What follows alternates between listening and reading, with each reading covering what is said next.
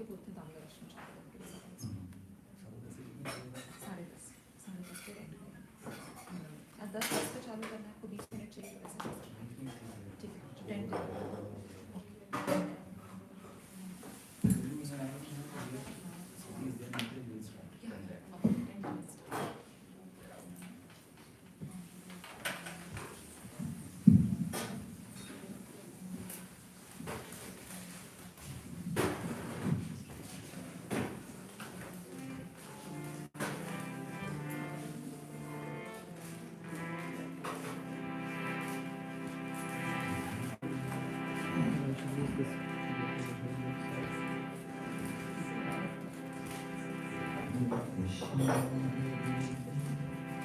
Krishna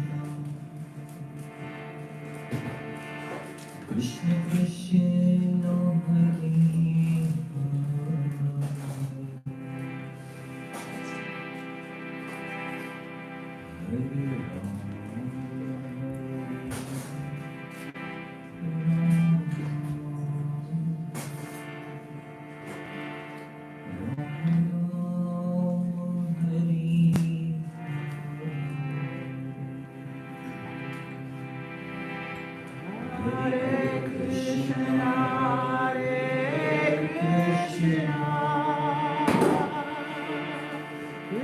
Krishna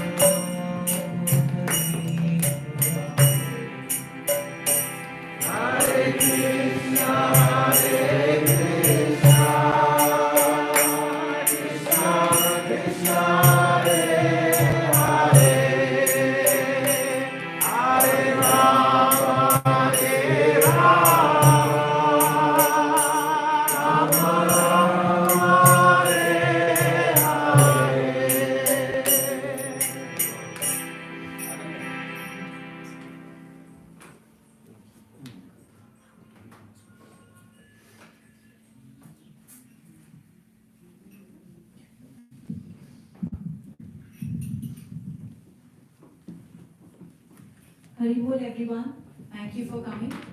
We'll start Damodar Ashtakam now. So one by one everybody can come and offer the lamp. The lyrics will be right here. Thank you.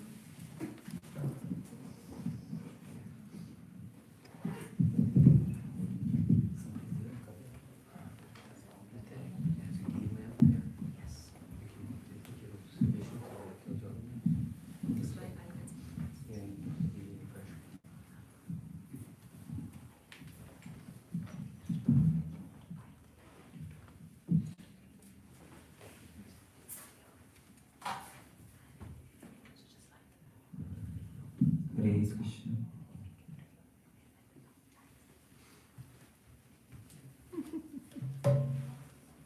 Namamishwaram sa Chitanandarupam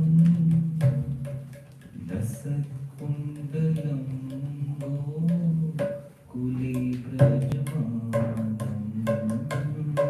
Namamishwaram sa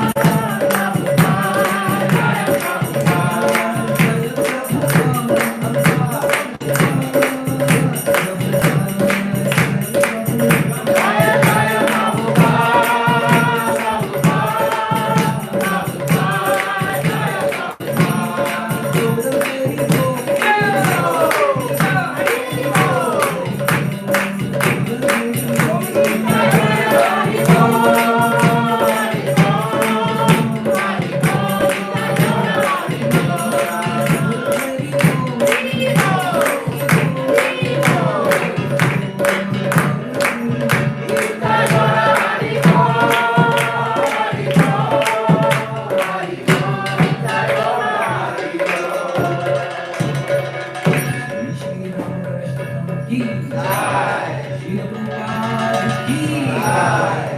Thank you so much.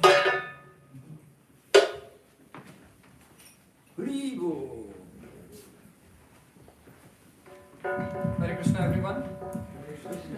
Thank you so much for coming this morning to celebrate with us the disappearance day of His Divine Grace A.C. Bhaktivedanta Swami Srila Prabhupada.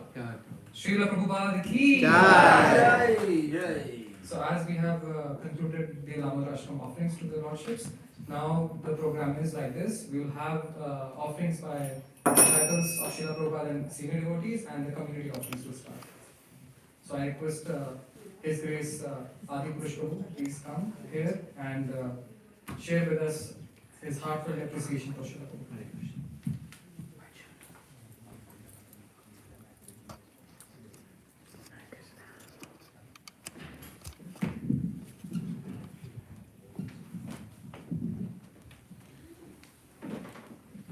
Hare Krishna.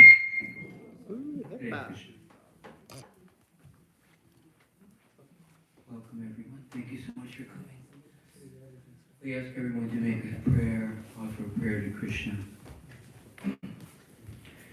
That what we have to say is only what we've heard from Guru and Shastra, with no distortion, no inappropriate motivation.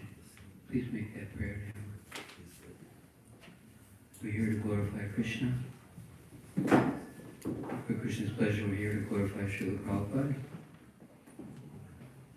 We may speak a little bit about some of the things Srila Prabhupada told us, and at the end of this small sharing session, if you find yourself saying, how wonderful is Krishna? How wonderful is Srila Prabhupada? Or when you're taking rest tonight, right before you go to sleep, how wonderful is Krishna? Krishna, you're so wonderful. That is the purport, even though there's content that leads to that. So,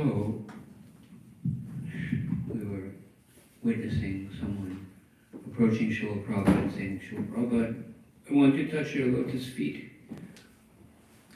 And Prabhupada said, my feet are moving.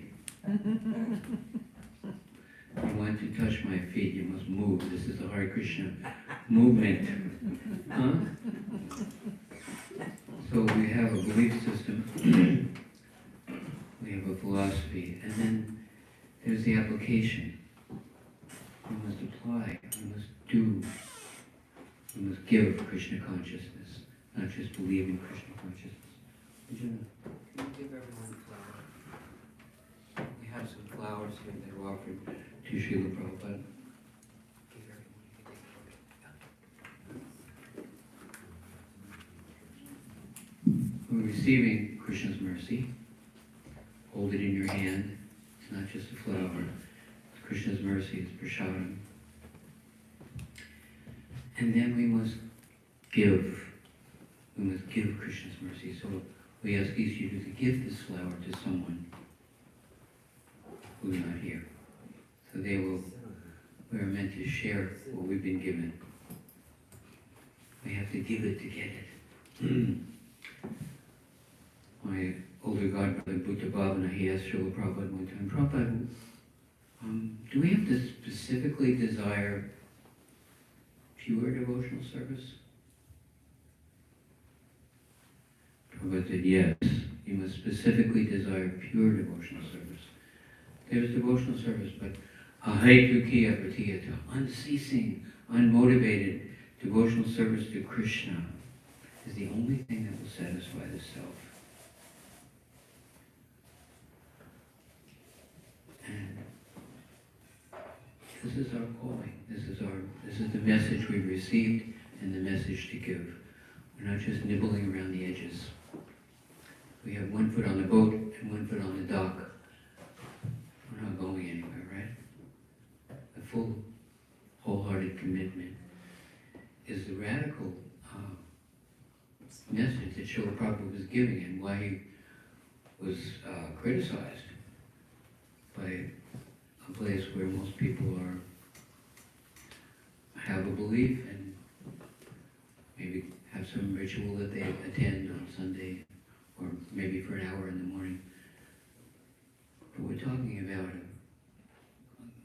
Srila Prabhupada is calling us to give our whole heart. Starts with the hearing about it, and then we have a desire, and then Srila Prabhupada will, His grace will come, Krishna will help us to go forward in spiritual life. So, please remember to give that flower to everyone. And we recently had a kind of a conflict, not a conflict, but a discussion, intense discussion with one devotee who was saying, you know, you've heard this before, Prabhupada is the only guru. These other people, you can't really get initiated by them. And I said to him, well, you may believe that, but don't say that to me. Don't tell me my Prabhupada can't show somebody else how to take up this service. Don't tell me my Prabhupada can't empower somebody else to do this. So we have here, you've seen this before. There's some candles. A lot of candles today. Srila Prabhupada came in touch with his spiritual master. And by coming in touch with his spiritual master, Srila Prabhupada received the empowerment to function. A candle gives light and heat. If you touch a lighted candle, then you become lighted. Please take one. Arjuna, where did he go? We're going to give everyone, you know, they say you can take one match and burn down the whole forest, right? If you give what you received, tell you what, come and touch these candles and give everybody a candle. We want you to take this light and understand that will please Krishna so much. Krishna says, no one is more pleasing to me than one who preaches this message. Give what you've been given to someone else. Pass it on. Don't think you can't do it. There's so many stories, just like Malati's little daughter, Saraswati. One of my godbrothers, Chakravarti, was in London. Before he was a devotee, he was a college student from Germany, but he was going to school in London. And he followed the Harinam party back to the temple, and they were preparing for the Sunday feast. So they said, you can clean the stairs. He was thinking, I'm a college student, you want me to clean the stairs. So he had this rag, and he was just one finger, kind of reluctantly cleaning. We want to give everyone candles. Yeah, everyone. Yeah, we're gonna have wax all over the floor. Yeah. That's all right. Yeah. They'll each touch the candle to that lighted candle. This is a graphic illustration. There you go. So this devotee, he wasn't a devotee yet, he was cleaning the stairs very reluctantly with one finger. And little Saraswati, 5 years old, she came up to him, he told me this, and she said, that's not how you serve Krishna. You serve Krishna like this. He said you don't light it. And he was, wow.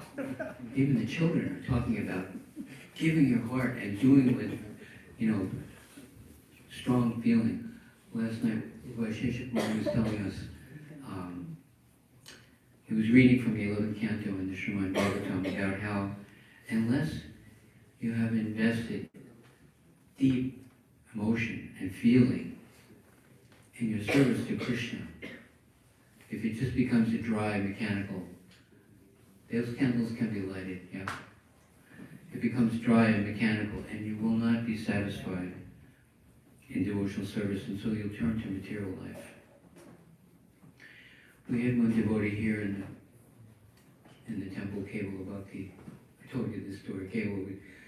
He read that portion of when the Shastra word says, unless tears are coming to the eyes when you're chanting, you have a steel-framed heart. So he was determined, right here in this room, he was determined to chant and shed at least one tear. So we're all here chanting japa in the morning. He was chanting. He wanted to squeeze out one tear. He was driving us crazy. We couldn't get him out of it, so we put him up on the roof. And he was up on the roof chanting like that, and 6 policemen came up through the door, climbed over onto the roof. They thought somebody was getting killed up there. So we had to put him in the walk-in freezer to chant his rounds. The point is, the Hasidic Jewish people say, bake your bread with burning tears. This is not something casual. We give our heart. We give our deep, deep, deep, full feeling. So we're sending you out with that light that you've received from Srila Prabhupada. And just as you received it from a lit candle, be fully confident, even that little Saraswati, a tiny 5-year-old girl, can preach and guru. She was guruing. And this is a verb. She was telling people what she heard from her spiritual master, the simple truth. And this is normal. You are a loving being. Jivera Swarapaya Nityara Krishna, Krishna Das, we are servants of Krishna. How wonderful is Krishna that he's sending out this power, this energy, this light, this message to set the whole world on fire. Of course, like they say, don't try this at home. We were concerned this one very innocent girl was hearing this, and she heard that the Narada Muni, when his mother left this world and he decided he was going to seek out Guru and the highest truth, he burned the house down. I'm not coming back. You know that story, Cortez, the conquistador. He went to South America and they tried to come ashore and the natives drove them back to the boat. And then they tried again and they got driven back to the boat. So he said, he got everybody off the ships and he said, burn the ships. We're not going back.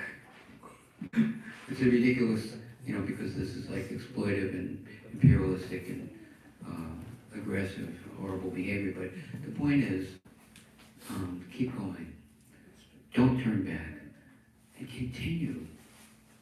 So Prabhupada is calling us to continue in devotional service. And just like the sun comes up in the morning, first you see a little bit of soft glow on the horizon and then it gets lighter. Sometimes you can even see that the west side is still dark, right? And the east village has some sunlight. And then the sun is up. At one point the sun is up. So we can be confident that this is what we're called to do.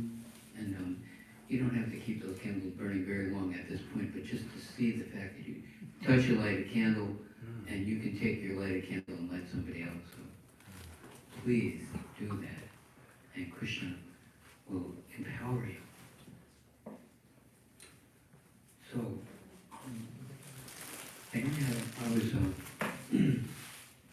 Srila Prabhupada accepted me as a disciple in 1974.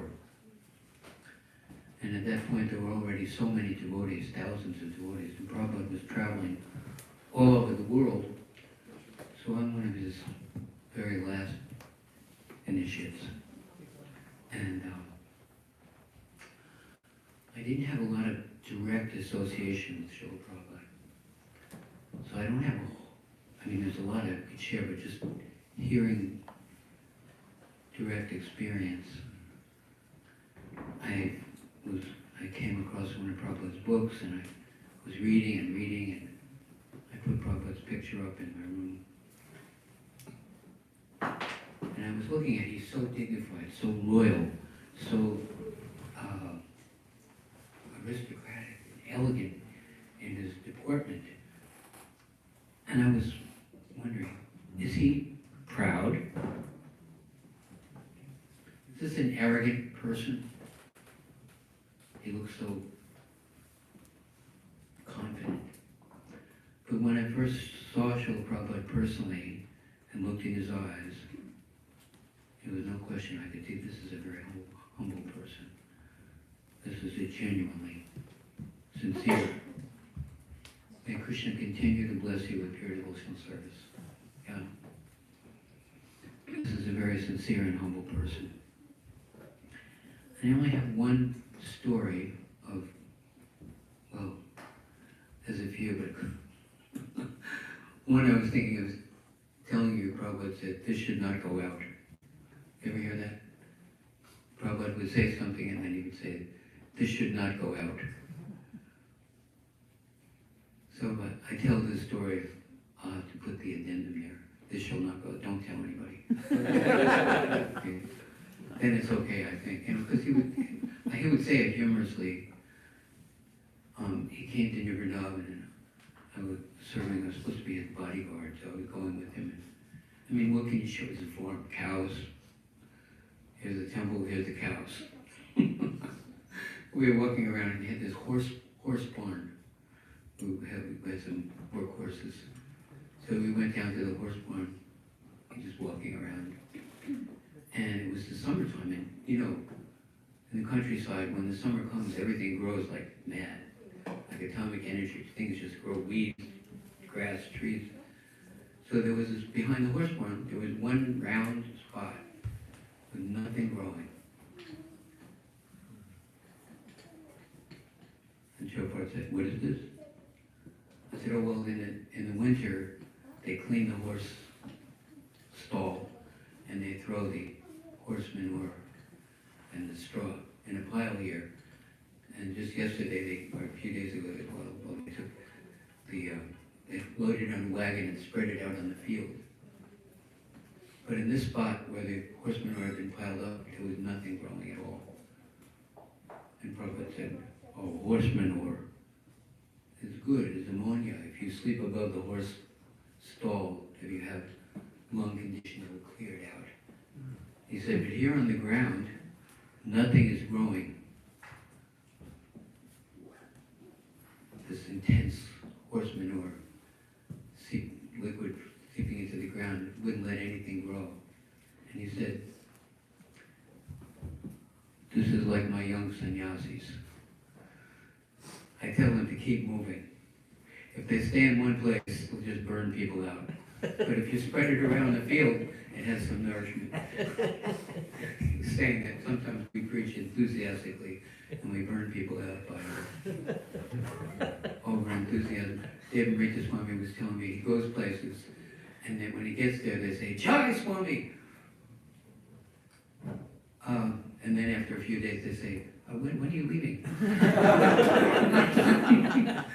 And maybe you can tell me, I've heard in India there's a custom that they cook,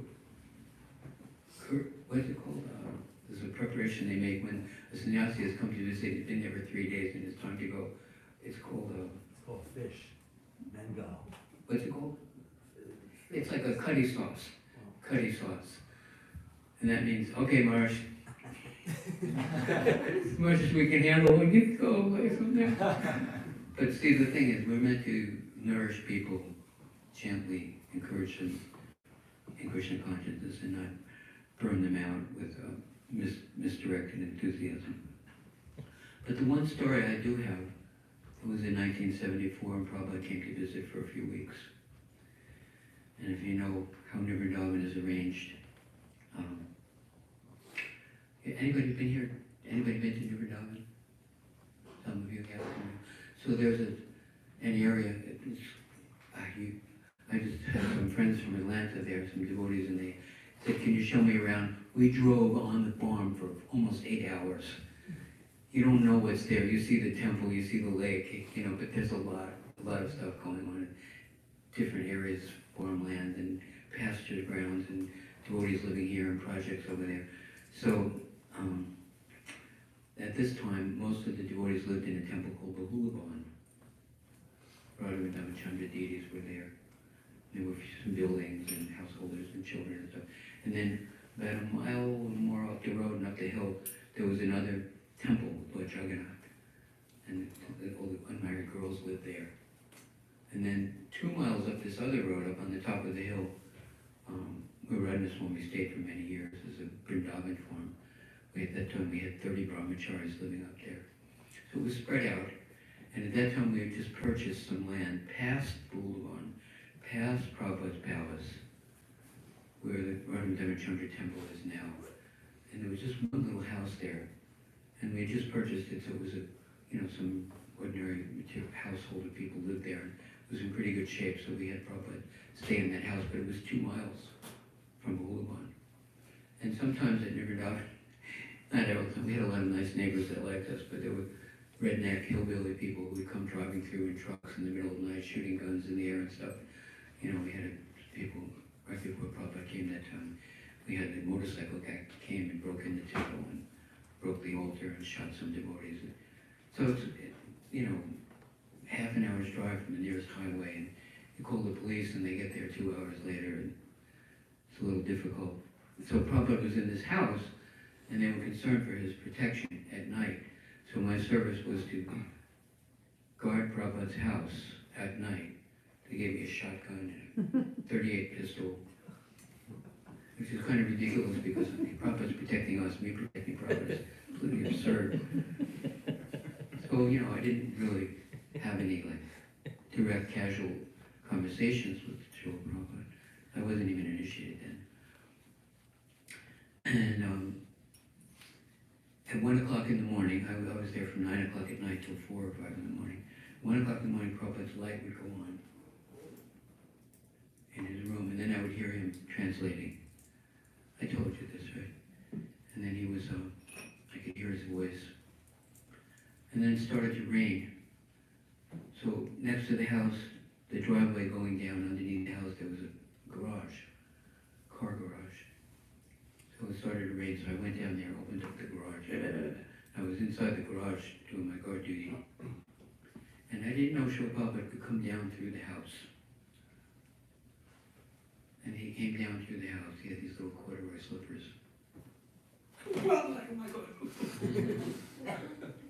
What do you say? Here's Prabhupada, right there, off no bathing suit. I said, oh, Prabhupada, how can I serve you? And Prabhupada was like a mountain. I was like a nervous wreck, and he was just, he went like this with his lips. You can go or I won't go. And Prabhupada had just come from Japan to San Francisco to Los Angeles, to Dallas, to Chicago, to New Orleans, to New York, to Pittsburgh. He was going back to New York, flying to London. It was 1974. He was going all over the world. And I had hitchhiked in Vrindavan. I didn't even have 2 shoes that matched. I had lost my ID. I had no money. I'd been there for months. And I had no means or desire to go anywhere. And he said to me, you can go or I won't go.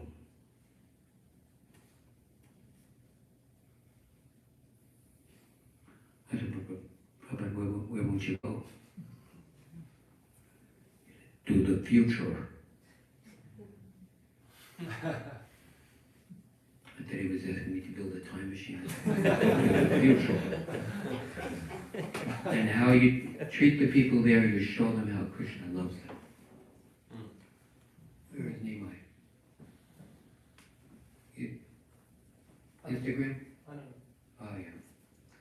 So, he said, and how you treat the people there, show them how Krishna loves them. And I just went like this. What did he? Go into the future. And when I opened my eyes, he went upstairs. He was gone. He just laid that on me and split, and I was just like sitting there with this instruction. Is it working? Yes. So we take care of this service, distributing Krishna's Prasadam for the homeless people in the street. I've had a lot of service over the last 50 years, mostly traveling Sankirtan, about two and a half decades. But the last 22 years, I've been asked to take care of this meal distribution for the homeless, Krishna's Prasadam. So, like Prabhupada said, when they asked him, Prabhupada, do you want us to be Krishna conscious? He said, no, I don't want you to be Krishna conscious. I want you to give Krishna consciousness. The Babaji, what do they call him? Gostanandi, what's the other one? Bhajananandi, right? Bhajananandi sits in a solitary place and Radha Kund and chants Hare Krishna all day and all night for decades. Prabhupada, that's not what I'm asking you to do. If you want me to be you want to be my disciple, chant 16 rounds and then preach vigorously. You must give this to someone. So these pictures are kind of an illustration. I can't see very well. I'm going to come up here a little bit. If you push on one picture, you get 10 more on the right side. See the little arrow? Yeah. There's some kids coming out to help distribution. And we've been doing this for 22 years without missing a day. Tompkins Square Park. And you're invited. If you like, you come and help some of the kids volunteering. Go to the next one. You know Emily, probably that's Emily. It's a very sweet program. And Krishna's mercy going out. We're meant to give Krishna consciousness, distribute books, distribute the holy name, give people prasadam. So anyone interested, you can contact. I feel better sitting down here. You can feel better remembering that I'm your servant. So, it's okay. The more we give it, the more we get it. It's a paradox. And that's what Srila Prabhupada did. He came here to give. He didn't come here to get anything from us. Shri Prabhu was just speaking about how people appreciate leadership. That there's someone they're looking up to, there's someone who's caring for them, guiding them. And we just read the verse in the Bhagavatam this morning about how a woman should be protected by her father, and then protected by her husband, and then protected by her older sons in the later years. And some people felt that was belittling, to be thought that we need, but we all need protection. Every one of us. And Vaisheshika was saying that when the leadership is sincerely concerned for the benefit of the people, it's an affectionate relationship.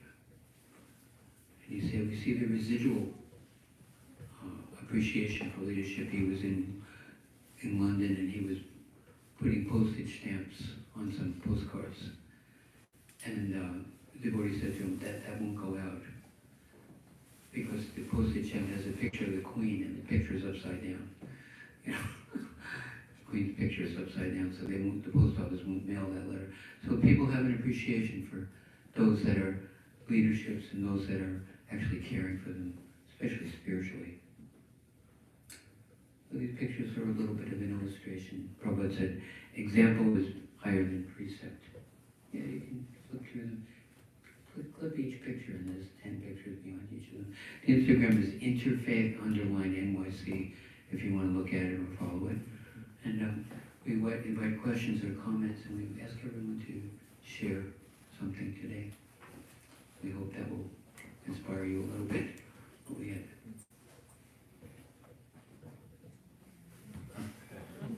Here we are taking Prasadam. Eternal platform. Yes? Something else? Someone else? All glory to Srila Prabhupada.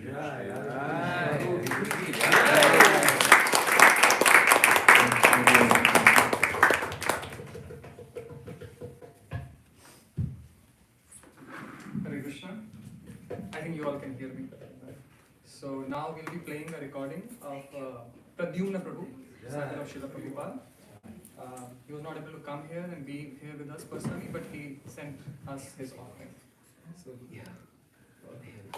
Yes, come here. Just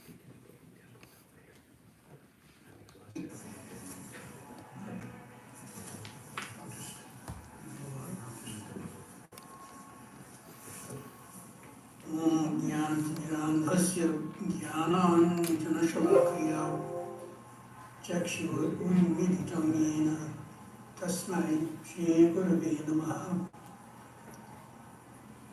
Offer my respectful obeisances to the spiritual master by whom my eyes have been opened, the eyes which were covered by the darkness of ignorance.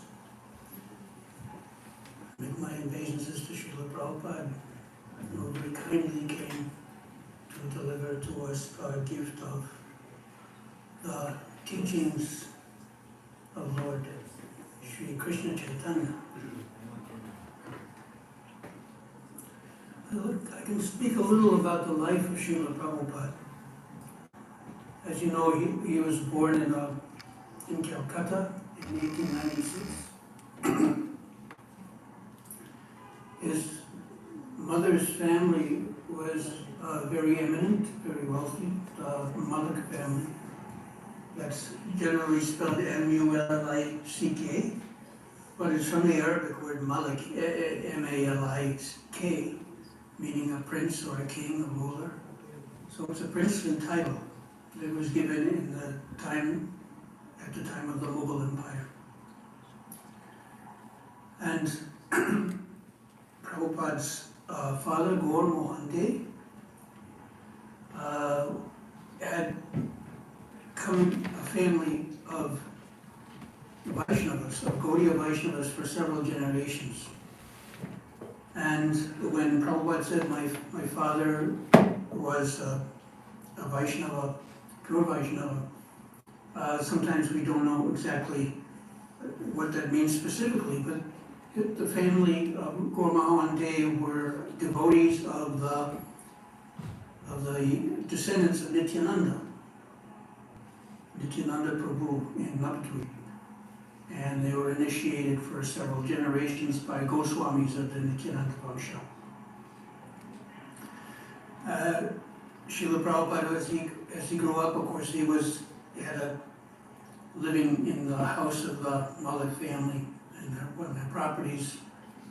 And we know about the famous Radha Krishna temple there, which he attended regularly as a child. And according to the Orthodox, the Gaudiya Vaishnava rituals, he received the regular samskaras. When he was 5 years old, Srila Prabhupada received the Vidyarambha samskara from Gokul Chandra Goswami, from the Nityananda lineage. I remember Srila Prabhupada relating this to me, how when he was sitting, then the guru would take his hand and guide his hand in writing the first letter of the alphabet, writing A. And that Gokul Chandra Goswami was also from a famous, his father Satyananda Goswami was quite well known. At the age of 12, Srila Prabhupada, in accordance with the family traditions, was given Vaishnava initiation also in the Nityananda line by Mahendranath Goswami. So he had a regular training and a regular practice in his family in a regular Gaudiya Vaishnava line. Sometimes that's not quite so clear, but that is the fact. And gradually he came to meet, following his college years and following his marriage, he came in contact with Gaudiya Math and Srila Bhaktisiddhanta Saraswati Thakur. And the meeting was quite brief, lasting for some time, of course, for 2 hours or so, listening to Saraswati Thakur's talk. But then Prabhupada didn't have connection again with Gaudiya Math for some time, until he again met the preachers of Gaudiya Math who had come to Allahabad to prepare a center in Allahabad before the Kumbh Mela in 1930.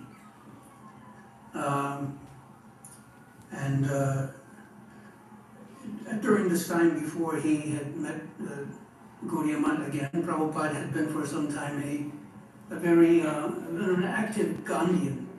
He liked Gandhi's philosophy. Of course, we heard him speak of this many times. Simple thinking, simple living, high thinking.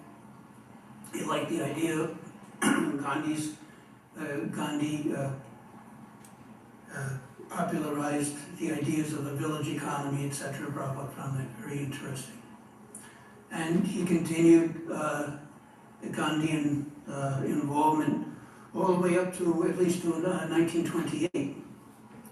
I remember Prabhupada said that Nehru brought me along with him to Calcutta, to the Indian National Congress meeting in December in Calcutta. Now, Prabhupada's business in Allahabad was pharmaceutical. He had the Prayag pharmacy, and the Nehru family were regular customers.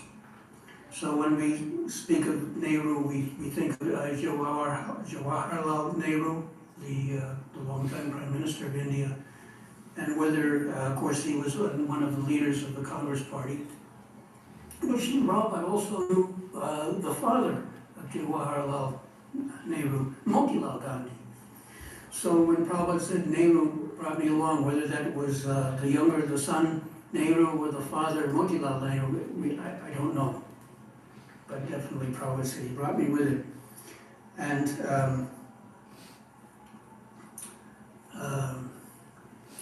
so Prabhupada was quite interested, at least up till that time. He again reconnected with the sannyasis of Gaudiya Math before the Kumbh Mela. So some say 1928, maybe that's 1929, I would think. And they began the preparations for a mutt or center in Allahabad. At first that was a rented house, and Srila Prabhupada was very happy to associate with them and to attend the functions and also to contribute.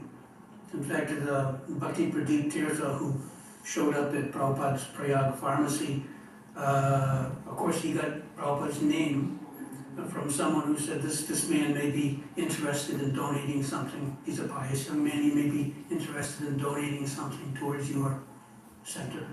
And so that was the contact. Interesting anecdote there, when Srila Prabhupada invited the sannyasis of Gaudiya Math to his house for Prasad. He called his father down, but some Vaishnavas are here, and his father saw they were wearing saffron cloth. And Prabhupada always said, my father refused to come down. He said, these are from Ramakrishna Mission, I don't want to meet them. So Prabhupada had to try to convince him, no, they're not from Ramakrishna Mission. These are Gaudiya Vaishnavas. So the family was quite strict in that way, is that they wanted to follow the Gaudiya Vaishnava line and it's not something that was different than Shaktism or whatever. Prabhupada was initiated after some time. He used to say, I waited 11 years for my initiation. And that occurred after the Mathura Parikrama in the early 30s. Now, just some facts, which some information on the Siddhanta, which people should find important. The initiation is supposed to be, the initiation of the Diksha is the giving of the Sambandha Jnana, the knowledge of one's relationships. Sambandha, relationship, jnana, knowledge. And in the Gaudiya Vaishnava line, according to Chaitanya Mahaprabhu, we have three aspects of the religion, of the way: the Sambandha, the basic knowledge; Abhideya, the means or the practices; and Prayojana, or the end, the goal. Sambandha is the basis of the Abhideya, of the means. The various practices of the Abhideya can occur properly only on the basis of Sambandha Jnana. Bhaktivinoda Thakur very nicely summed this up in one of his articles, that there are three tattvas. There is the Bhagavat tattva, the Jiva tattva, and the Jagat tattva. And you can conceive of these as an equilateral triangle. If you put Bhagavat tattva at the top, and then Jiva tattva in one of the corner angles, and Jagat tattva in the other angle. And the lines between the three tattvas represent the sambandhas, or the relationships. So there is a sambandha between Bhagavan and the jivas, a sambandha between the jivas and the jagat, and a third sambandha between the jivas and Bhagavan, between the jagat and Bhagavan. And Bhaktivinoda concludes by saying the knowledge of the sambandha between God and the living entity, the sambandha between the living entity and the universe, the material universe, and the knowledge of the sambandha, the relationship between the material universe and God, this is called Sambandha Jnana. So that Sambandha Jnana can be summarized in very few words. You might even you could find even one word to generally show the relationship between each one of these tattvas, or it can be expanded into an entire book, a sandarbha. And in fact, Jiva Goswami has written 4 sandarbhas about Sambandha tattva and Sambandha Jnana. And he has written 1 sandarbha each on Abhideya tattva and Prayojana tattva. So they may be expressed or understood in a very simple way, such as relationship between God and the living entities is service, or ultimately bhakti, pure bhakti yoga. And in this way you can think of it as either having a very simple understanding of the sambandha between these 3 tattvas, or a more elaborate understanding. In any case, the practices of Abhideya occur on the basis of Sambandha Jnana. If the practices are not based on Sambandha Jnana, do not occur within the framework of Sambandha Jnana, then we have to question whether they are bhakti or not. We have so many what we call angas of bhakti, limbs of bhakti. Limb means a part. A part does not occur without a whole. If we don't have a part in relationship, a whole in relationship to the part, then the term part loses its meaning. So it's important to understand how the various practices. Let's take kirtan or shravanam kirtanam, how it exists within the framework of Sambandha Jnana. One time we were in the Montreal temple. It was in summertime. Srila Prabhupada lived in Montreal for a few months. And we had a big hall, and we had a very ecstatic kirtan. And as we were exiting or going down the stairs, Prabhupada was going back to his apartment. And his apartment was just a block away. And walking out with Govinda Dasi and Sundar Prabhu, who were serving as his secretaries, and on the other side of Prabhupada was walking Vamandev Prabhu, and behind Vamandev Prabhu I was walking. So just almost as soon as our parties were started on the sidewalk down the street, Vamandev turned to Prabhupada and said, Prabhupada,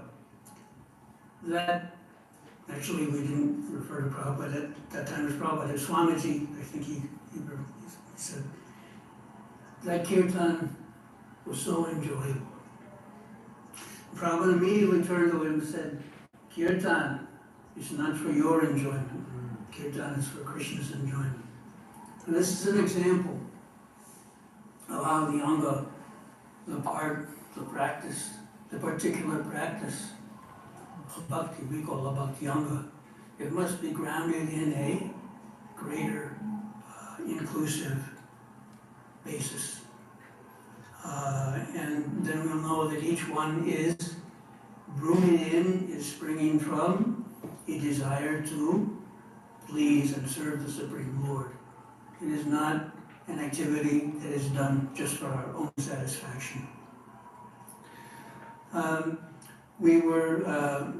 If you look at perhaps Prabhupada quoted the verse so many times from Rupa Goswami, Anyabhilashita Shunyam, Jnana Karmat Yanavritam, that the highest devotion is an emptiness of any desire for anything else.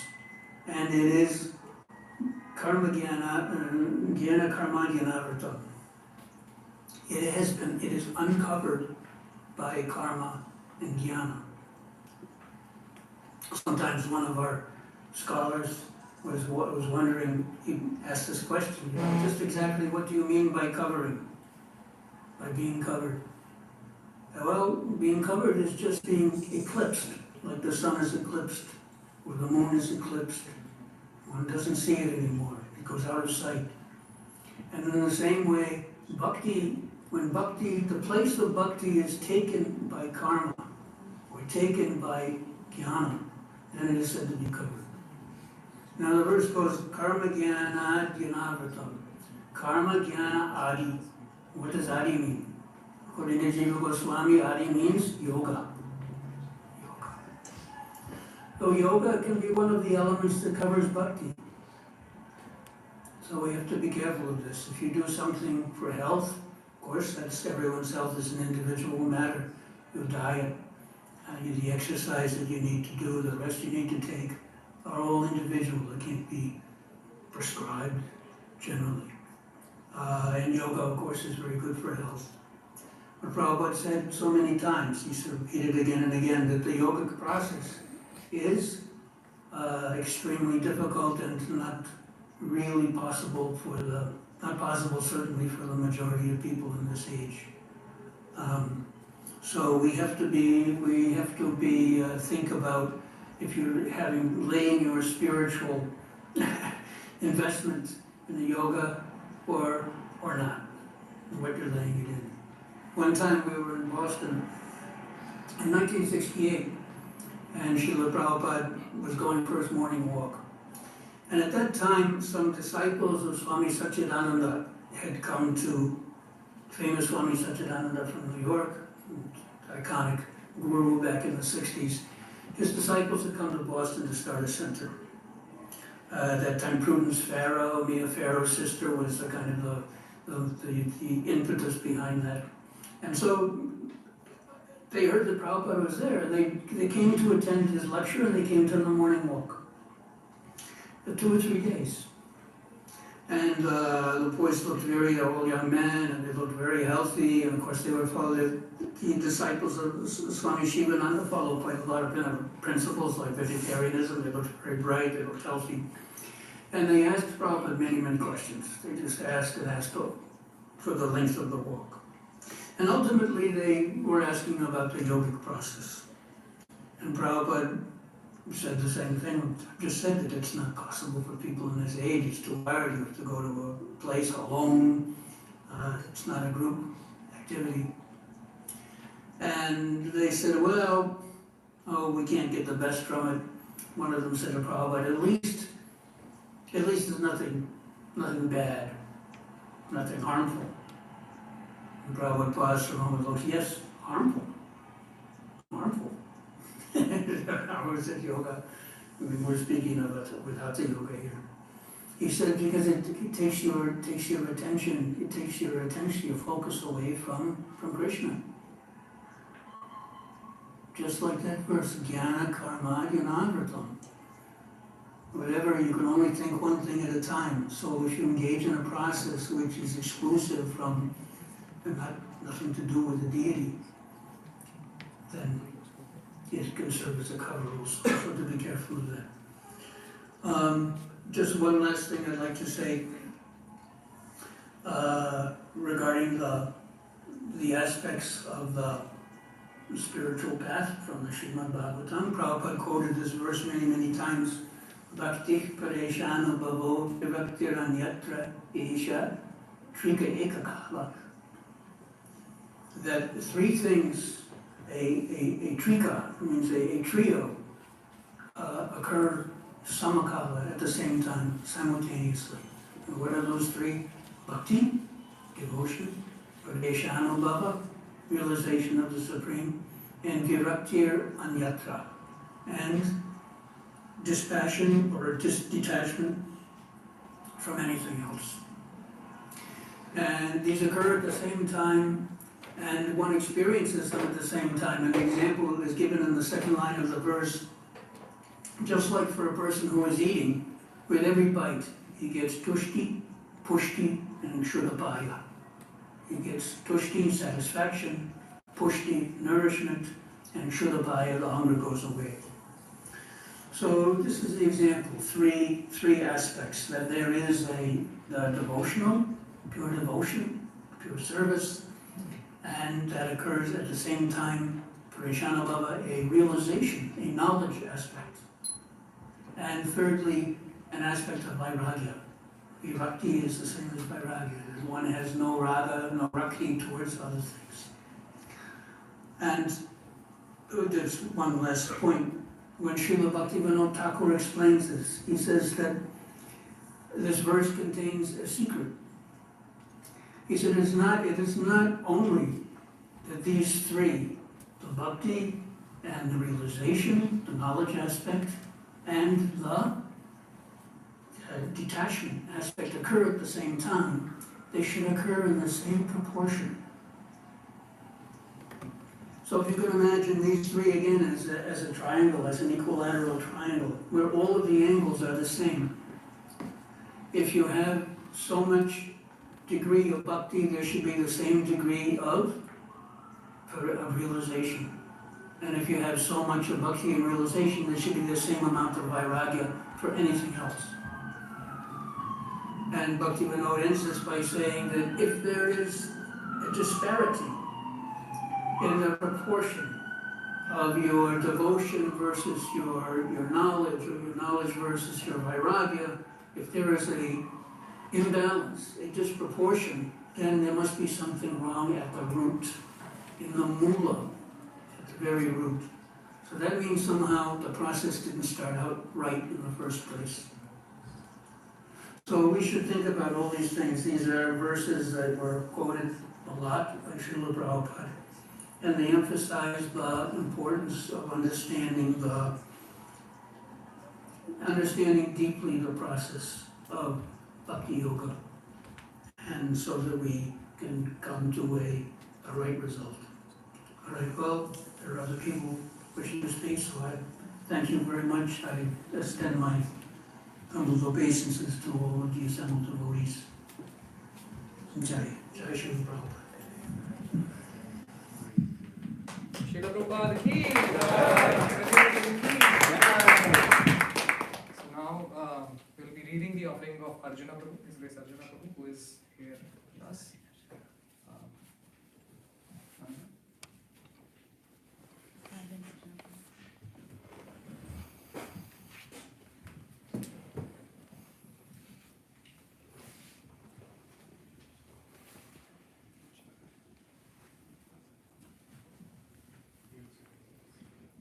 I feel extremely unqualified to read Arjuna Prabhu's offering, but from his blessing, by his blessing, I'm going to read. Please forgive if any mistakes. Dear Srila Prabhupada, all glories to your divine grace. Sitting here alone with my thoughts and reflections, I'm so grateful how you personally saved a wretched soul as myself. I always prayed for a perfect master to come into my life and fill me with enlightenment. You appeared and lifted me, and countless others out of the darkness of ignorance. It has been 44 years since your departure from this mortal world. Today, I was remembering you very fondly, and felt great solace by researching your transcendental words on separation from spiritual master. My heart was greatly relieved from the burning pangs that sometimes have arisen when feeling your separation over so many years. So my dear Srila Prabhupada, I will read some of your transcendent statements regarding the theology of remembering and serving in separation. I shall remain your personal guidance, physically present or not physically, as I'm getting personal guidance from my Guru Maharaj. In the spiritual world, separation is more relishable than meeting. In other words, in spiritual life there is no separation. Separation is eternal and meeting is also eternal. The separation is simply another feature of meeting. There are two conceptions, the physical conception and the vibration conception. So, physical conception is temporary. The vibration conception is eternal. Just like we are enjoying or we are relishing the vibration of Krishna's teachings. So by vibration, he is present. As soon as we chant Hare Krishna or chant Bhagavad Gita or Bhagavatam, so he is immediately present by his vibration. He is absolute. Therefore, vibration is more important than physical presence. When you feel separation from your spiritual master, you just try to remember his words of instruction. You will not feel the separation. You will feel that he is with you. So we should associate by the vibration and not by the physical presence. That is real association, Shabd Anivritti, by sound. Just like we are touching Krishna immediately by sound vibration. So we should give more stress on the sound vibration either of Krishna or of the spiritual master. Then we feel happy and no separation. When Krishna departed from this world, at that time Arjuna was overwhelmed with sorrow and he began to remember the instruction of Bhagavad Gita. You will find in the Srimad Bhagavatam. Then he was pacified. He immediately began to remember the teachings which was taught to him in the battlefield of Kurukshetra, and he was pacified. He was his constant friend, and so when Krishna went to his abode, he was feeling overwhelmed, but he began to remember his teachings. So whenever we shall feel separation, the best thing is to remember the teachings. Then it will be very nice. Krishna and his representative is the same. Just like Krishna can be present simultaneously in millions of places, similarly, the spiritual master can also be present wherever the disciple wants. A spiritual master is the principle, not the body. Just like television can be in thousands of places by the principle of relay monitoring. It is sometimes misunderstood that if one has to associate with the persons engaged in devotional service, he will not be able to solve the economic problem. To answer this argument, it is described here that one has to associate with liberated persons, not directly, physically, but by understanding through philosophy, logic, and the problems of life. If you think of me and work for me, then I am in your heart. If you love somebody, he is in your heart. It is the common thing. Everybody understands it. What is this alone? Vaishnava is never alone. When I first came to the United States, I was seemingly alone for 1 year, but I never felt alone. I always felt the presence of my Guru Maharaj. Myself, I was cooking, I was printing books, I was selling books, everything seemingly alone. But I did not lose my determination. Actually, you should know this, you are never alone. I thank you very much and all the devotees for offering me a garland daily as you were doing when I was physically present. If a disciple is constantly engaged in carrying out the instructions of the spiritual master, he is supposed to be constantly in the company with his spiritual master. This is Vani Seva. So, there are two kinds of service to the spiritual master. One is called Vani Seva and the other is called Vapu Seva. Vani Seva means, as above mentioned, executing the instructions. And Vapu Seva means physically or personally rendering the service. So in absence of physical presentation of the spiritual master, Vani Seva is more important. My spiritual master, Saraswati Goswami Thakur, may appear to be physically not present, but still, because I try to serve his instruction, I never feel separated from him. I expect that all of you should follow these instructions. If you don't keep in touch with the original link, then it will be lost. If you keep in touch with the original link, then you are directly hearing Krishna. Similarly, Krishna and Krishna's representative, spiritual master, if you always keep intact, in link with the words and instruction of the superior authorities, then you are always fresh. This is spiritual understanding. So there are two phases, Prakat and Aprakat, appearance and disappearance. So we have nothing to lament on account of disappearance because Krishna and Krishna's devotee, not only devotees, even the non-devotee, nobody disappears. Nobody disappears because every living entity, as Krishna, is eternal. It is confirmed in the Vedic literature. The disciple and spiritual master are never separated because the spiritual master always keeps company with the disciple as long as the disciple follows strictly the instructions of the spiritual master. This is called the association of Vani. Physical presence is called Vapu. As long as the spiritual master is physically present, the disciple should serve the physical body of the spiritual master. And when the spiritual master is no longer physically existing, the disciple should serve the instructions of the spiritual master. Anyone who has developed unflinching faith in the Lord and the spiritual master can understand the revealed scripture unfold before him. So continue your present aptitude and you will be successful in your spiritual progress. I am sure that even if I am not physically present before you, still you will be able to execute all spiritual duties in the matter of Krishna consciousness, if you follow the above principles. We are not separated actually. There are two, Vani or Vapu. So Vapu is physical presence and Vani is presence by the vibration, but they are all the same. So in absence of physical representation of the spiritual master, the Vani is more important. My spiritual master, Saraswati Goswami, may appear to be physically not present, but still, because I try to serve his instruction, I never feel separated from him. So my Guru Maharaj will be very, very much pleased upon you and bless you with all the benefits. It is not that he is dead and gone. That is not spiritual understanding. Even ordinary living being, he does not die. And what to speak of such exalted, authorized personality like Bhakti Siddhanta? He is seeing. I never feel that I am alone.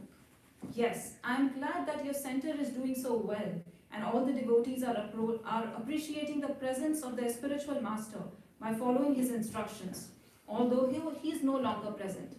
This is the right spirit. He lives forever by his divine instructions and the follower lives with him. Just like I am working, so my Guru Maharaj is there, Bhakti Siddhanta Saraswati. Physically, he may not be there, but in every action, he is there. I think I have actually written that. So I am not going to die. One who has done something substantial, he lives forever. He doesn't die. Even in our practical life, of course this is material. One has to accept another body according to his karma. But for devotee, there is no such thing. He always accepts a body for serving Krishna. So there is no karma phala. Physical presence is immaterial. Presence of the transcendental sound received from the spiritual master should be the guidance of life. That will make our spiritual life successful. If you feel very strongly about my absence, you may place my pictures on the sitting place and this will be the source of inspiration for you. But always remember that I am always with you. You are always thinking of me and I am always thinking of you. Although physically we are not together, we are not separated spiritually. So we should be concerned only with the spiritual connection. So we should associate by vibration and not by physical presence. This is real association. There are two conceptions, the physical conception and the vibrational conception. The physical conception is temporary. The vibrational conception is eternal. When we feel separation from Krishna or the spiritual master, we should just try to remember their words or instructions, and we will no longer feel that separation. Such association with Krishna and the spiritual master should be association by vibration and not physical presence. That is real association. Although according to material vision, His Divine Grace Srila Bhakti Siddhanta Saraswati Thakur Prabhupada passed away from this material world on the last day of December 1936. I still consider His Divine Grace to be always present with me by His Vani, His words. There are two ways of association, by Vani and by Vapu. Vani means words and Vapu means physical presence. Physical presence is sometimes appreciable and sometimes not, but Vani continues to exist eternally. Therefore, one must take advantage of the Vani and not the physical presence. I shall remain your personal guidance, physically present or not physically present, as I am getting guidance from my Guru Maharaj. I am always with you. Never mind if I am physically absent. When you're helping my missionary activities, I'm always thinking of you, and you are always thinking of me. That is real association. Just like I'm always thinking of my Guru Maharaj at every moment, although he is not physically present, and because I'm trying to serve him to my best capacity, I'm sure he is helping me by his spiritual blessings. So there are two kinds of association, physical and preceptoral. Physical association is not so important as preceptoral association. As far as my blessings is concerned, it does not require my physical presence. If you are chanting Hare Krishna there and following my instructions, reading the books, taking only Krishna Prasadam, etc., then there is no question of you not receiving the blessings of Lord Chaitanya, whose mission I am humbly trying to push on. Anyone who has developed unflinching faith in the Lord and the spiritual master can understand the revealed scripture unfolding before him. So continue your present aptitude and you will be successful in your spiritual progress.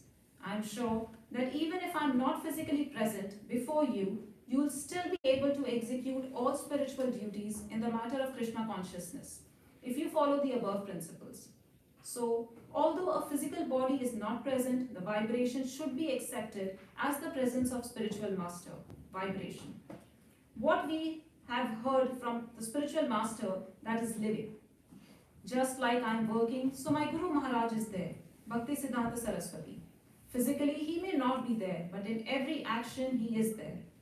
To serve, Master's word is more important than to serve physically.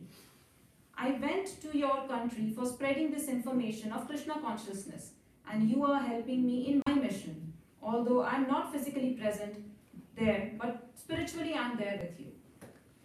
So in absence of physical presentation of the spiritual master, the Vaishnava, the Vani Seva is more important. My spiritual master Saraswati Goswami may appear to be physically not present, but still, because I try to serve his instructions, I never feel separated from him. I also do not feel separation from my Guru Maharaj. When I am engaged in his service, his pictures give me sufficient strength. To serve Master's word is more important than to serve him physically. So, as far as personal association with Guru is concerned, I was only with Guru Maharaj 4 or 5 times, but I have never left his association, not even for a moment. Because I am following his instructions, I have never felt any separation.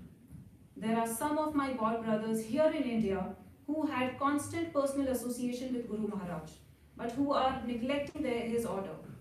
This is just like the bug who is sitting on the lap of the king. He may be very puffed up by his position, but he can succeed in biting the king. Personal association is not so important as association through serving.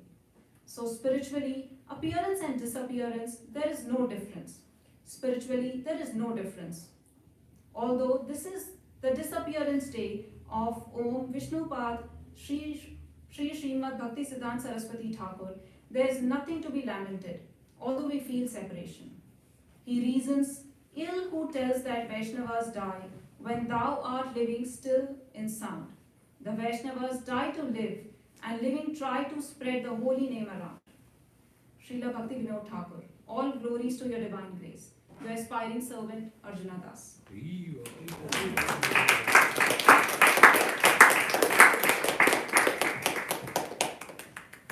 you so much, Ananya. Thank you so much, Arjun Prabhu, for sharing your thoughts. Now I request His Grace Yaduna Prabhu.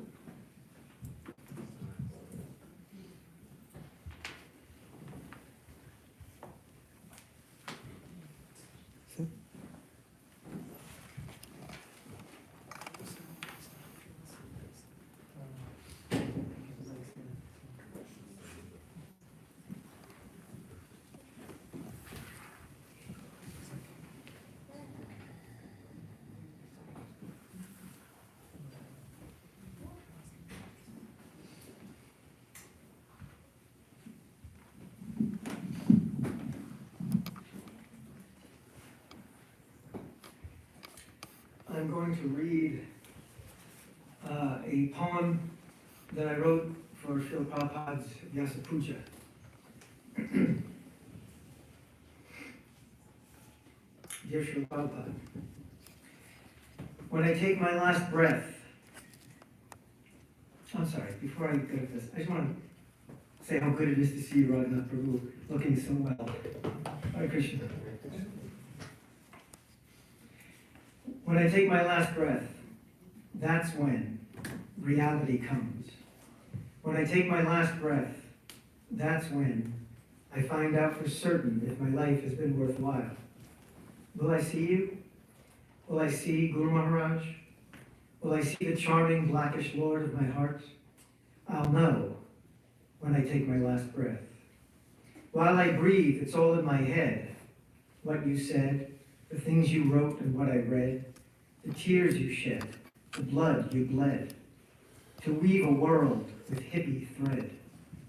But when my soul from flesh has fled and left this body cold and dead, that moment that the godless dread, will then I see, will then I touch, will then I feel, will then I know what all you've said? Actually, we don't have to wait for our breath to abate, because we've had you to demonstrate.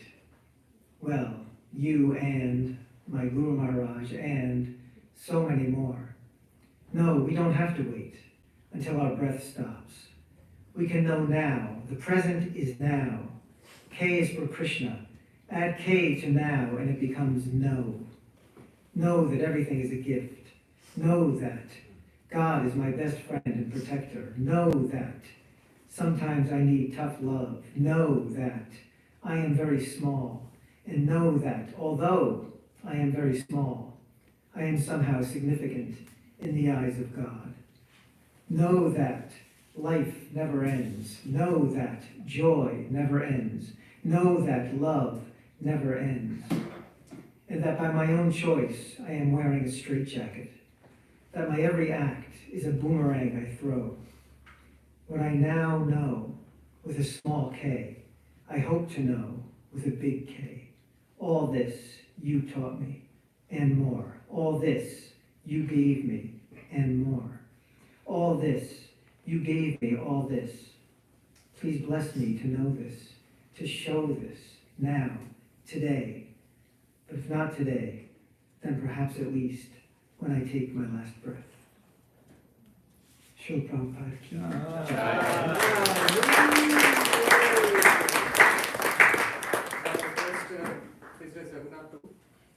Yeah,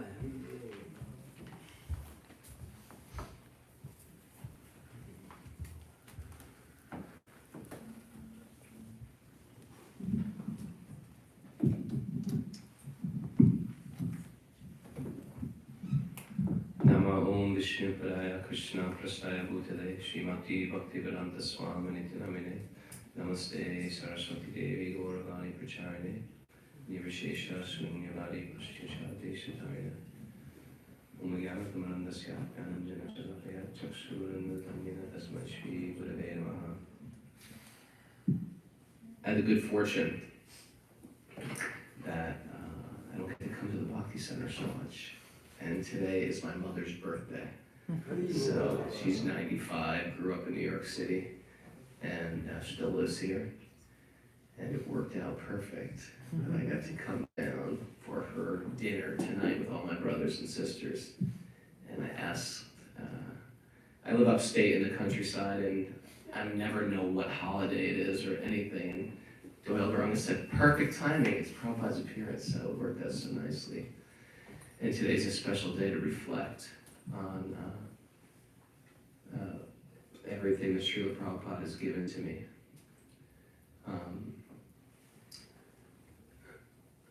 My mother, who grew up in Brooklyn, she would say, because she lived a fear-based reality.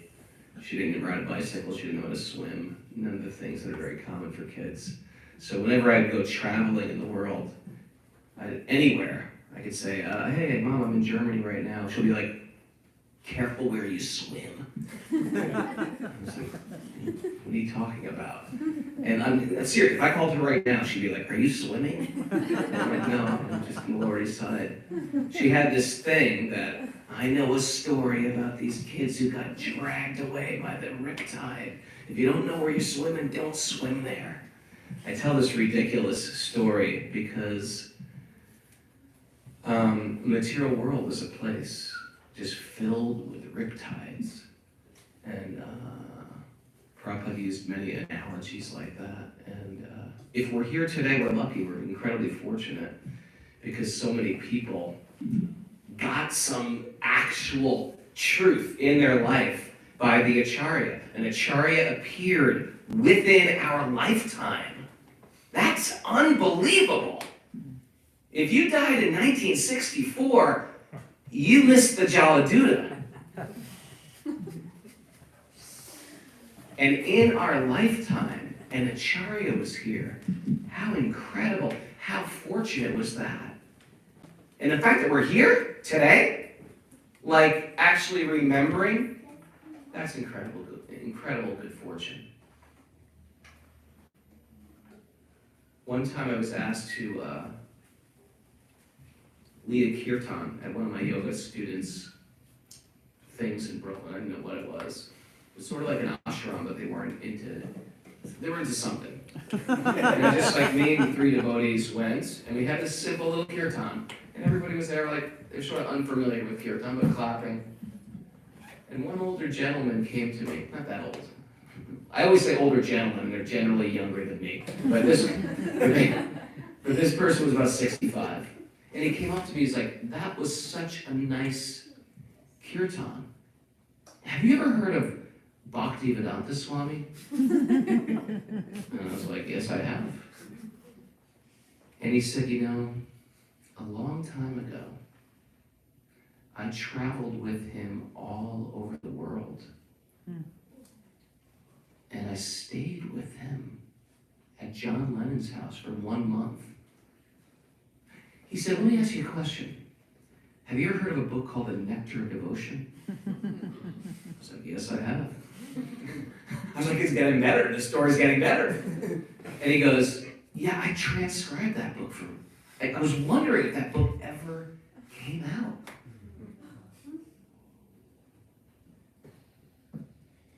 Another time, you know, a lot of you are familiar with 26 2nd Avenue, not 25 1st Avenue. But that apartment storefront was not owned by the devotees when I became a devotee. I became a devotee in 1988. And so about 7 years later or so, the devotees got it back because it was up for rent. So we thought we should rent this out. This is a historical place. We need somebody to live there.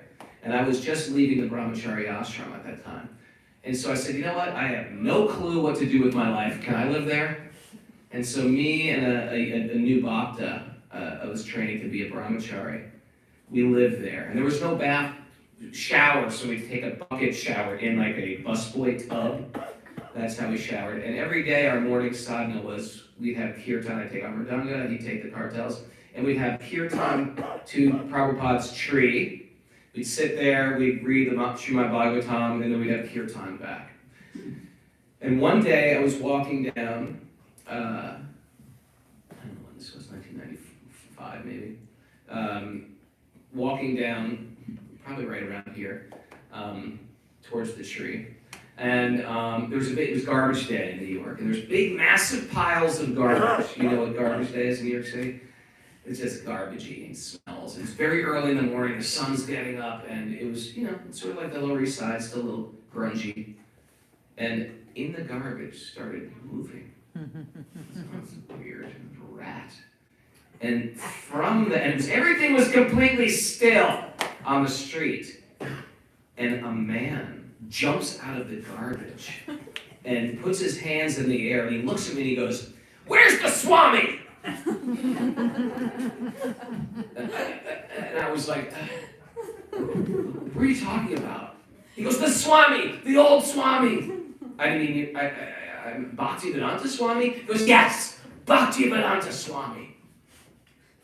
And I said, well, he passed away like many years ago.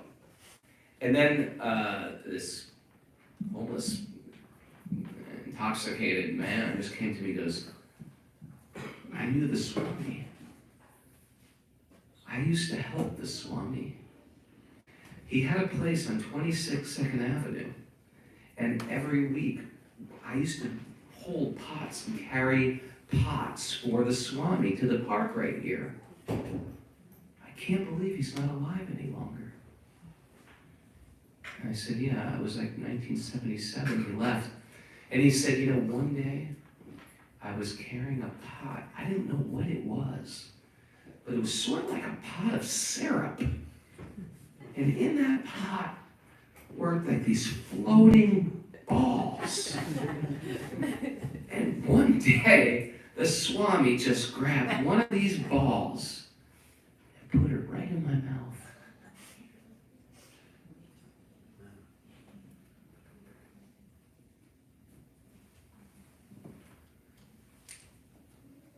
There was a time also in my life that, you know, I was a musician as a monk for Prabhupada. But not kirtan. Another type of kirtan that you probably wouldn't like. It's just loud music. And then I left the brahmacharya ashram and we still did this music, and this music at that time started getting popular. And a lot of our peer bands that were not devotees were getting signed on very big record labels. And we were still living in the Brooklyn Temple. And a film company from London came to film our band and make a story about our band, and it got all over the United Kingdom. So they asked us to do a big tour around the United Kingdom. And it was at a time, like, if you've left the brahmacharya ashram where you have nothing, you live with nothing, you're sleeping on the floor, you have no money, and then all of a sudden you switch ashrams. Has anybody ever been in that situation? The switch? It's sort of like you go from like, I'm not thinking about money, I'm not even thinking about tomorrow, I can leave my body today. That's how a monk lives. And then you switch that ashram, you're starting to think, oh, maybe I should do this for a living, or maybe I do this for a living, or you start planning a future, which monks don't generally do.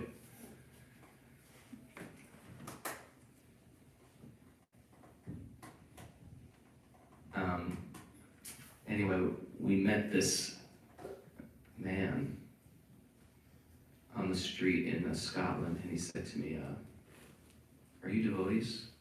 He was an old man, like 78 years old, in a kilt. And he said, are you devotees?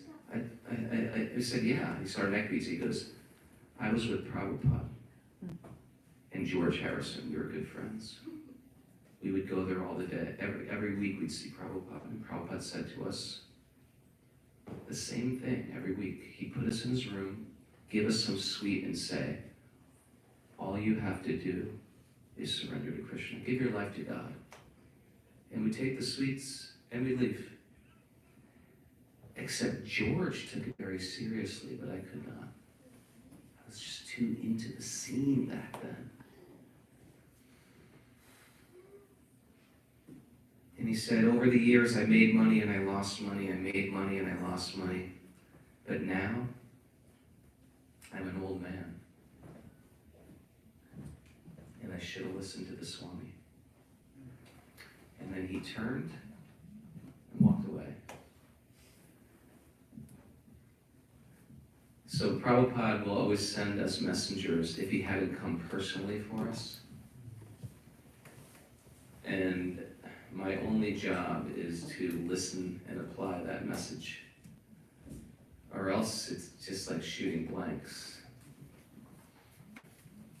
Srila Prabhupada ki. Thank you so much.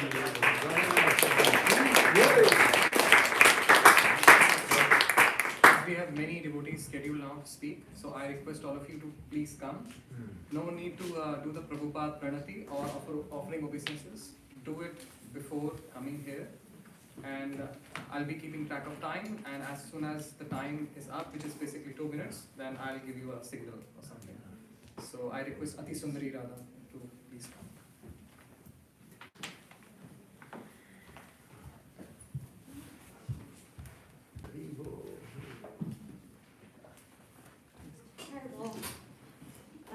Speaking of riptides and obstacles and surprises on the street, somebody on the train, after I got off at 2nd Avenue, sort of made a beeline at me and almost hit me in the face.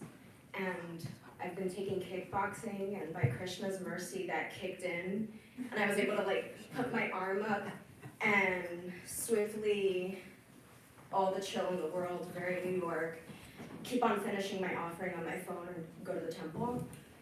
And now following Raghunath Prabhu and Yadanath Prabhu and their offerings, I am very grateful to be on this chair, and I please ask for your blessings in getting through this. My hands are shaking. Okay, so, dear Srila Prabhupada, please accept my obeisances. All glories to you on this auspicious day of your disappearance.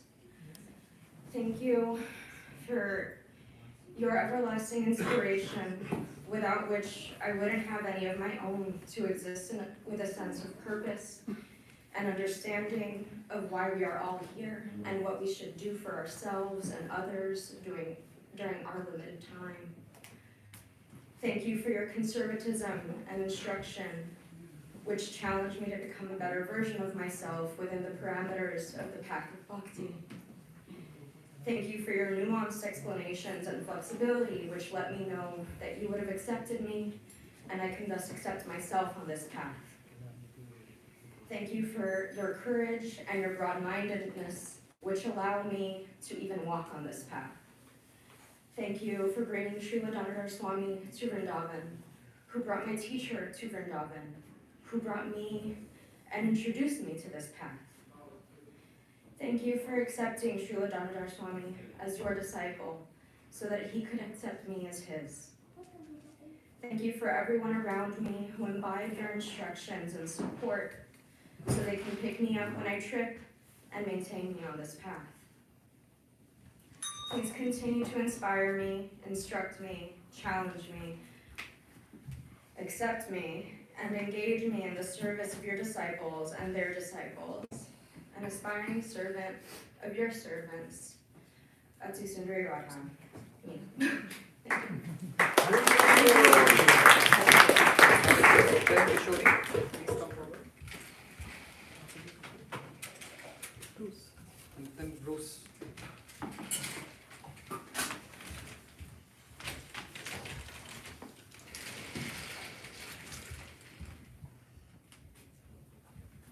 So I want to ask that everybody forgive any offenses that I may make. Dear Srila Prabhupada, please accept my humble obeisances. All glories to you and your divine grace. Your voice and your writing has carried millions through the darkness of ignorance. When I am in need of an anchor, I know I can listen to your recordings or read a passage of your books and be connected to the truth. Several years ago, by the mercy of my Guru Maharaj, I took a bath in Radhakund.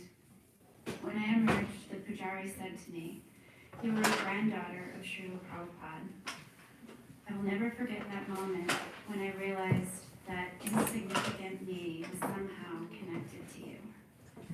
I understand that mercy is undeserved kindness, and it is through your mercy and the mercy of your disciples that I somehow found Krishna.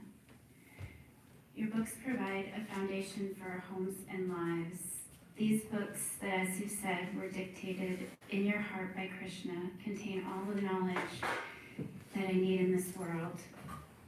I pray that I don't waste this human life and that I find strength to follow your perfect instructions, that I may be able to please my Guru Maharaj and therefore please you and Krishna. Thank you so much.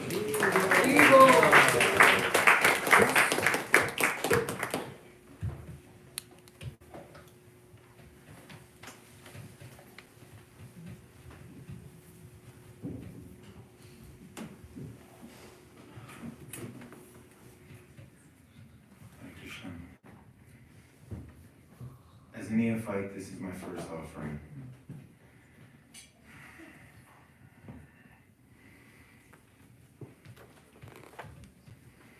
I've learned many things of His divine grace in a short period of time. I personally have never met a man with unlimited compassion, and when I hear of Prabhupada, I learn of a man who worked tirelessly to leave this planet in a far better condition than when he arrived. For one man to create so many sacred and safe places for each and every one of us to worship Krishna in temples where every single living soul, no matter the gender, color of skin, sexual orientation, may be welcomed with open arms and heart by all. A place where a man, as myself, filled with impurities, may take shelter from the brutal place outside this very front door. I'm trying to hear, live, and learn wisdom of such a most exemplary man, a man whose work ethic,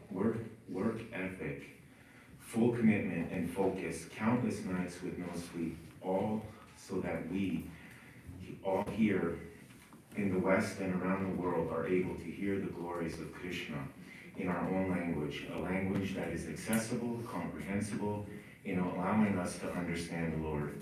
His generosity to leave us disciples that we have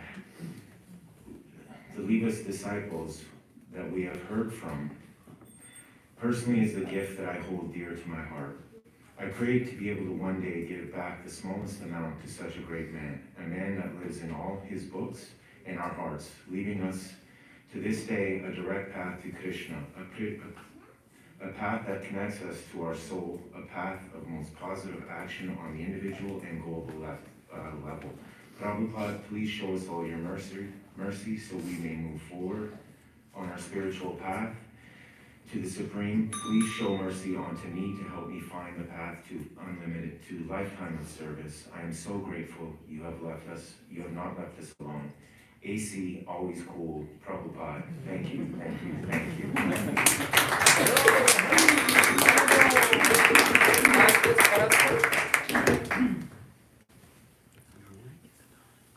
How do you pronounce your name? Parastu. Parastu. Hare Krishna. Hare Krishna.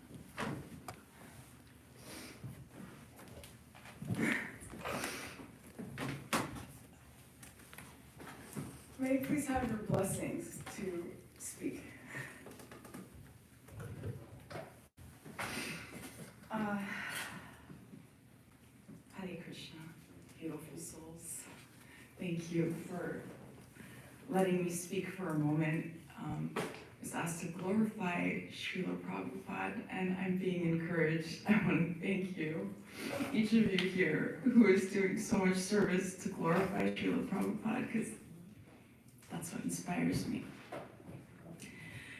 Dear Srila Prabhupada, your heart expressed through your piercing words has the power to cut through years and lifetimes of material conditioning.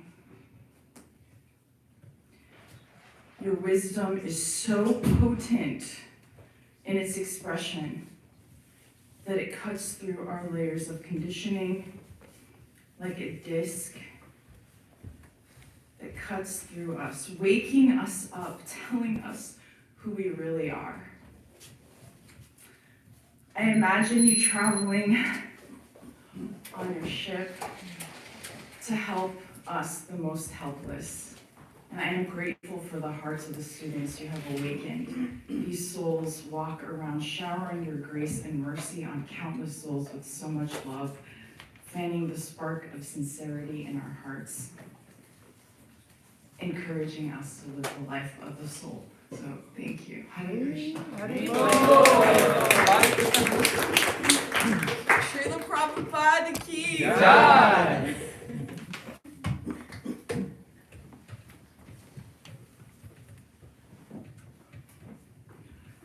Hare Krishna, dear Srila Prabhupada, please accept my humble obeisances, all glories unto you.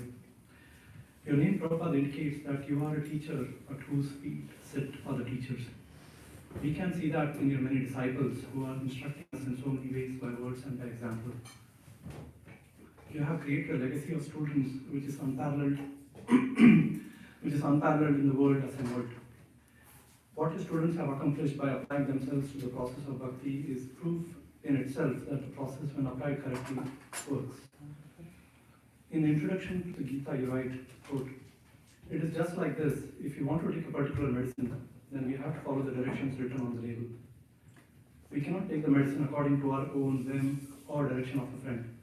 It must be taken according to the directions on the label or the directions given by a physician, end quote. This gives me hope that if the sadhana, the process works, then the sadhya or the goal must also be real. And that fills me up with nervous excitement and also trepidation that how could I, with all my limitations, walk this path. As a dear friend of Krishna who has descended into our world, forgive my many shortcomings and please give us your shelter and help us rise above the clouds created by our senses, mind and thoughts. You yourself, Lord Krishnas.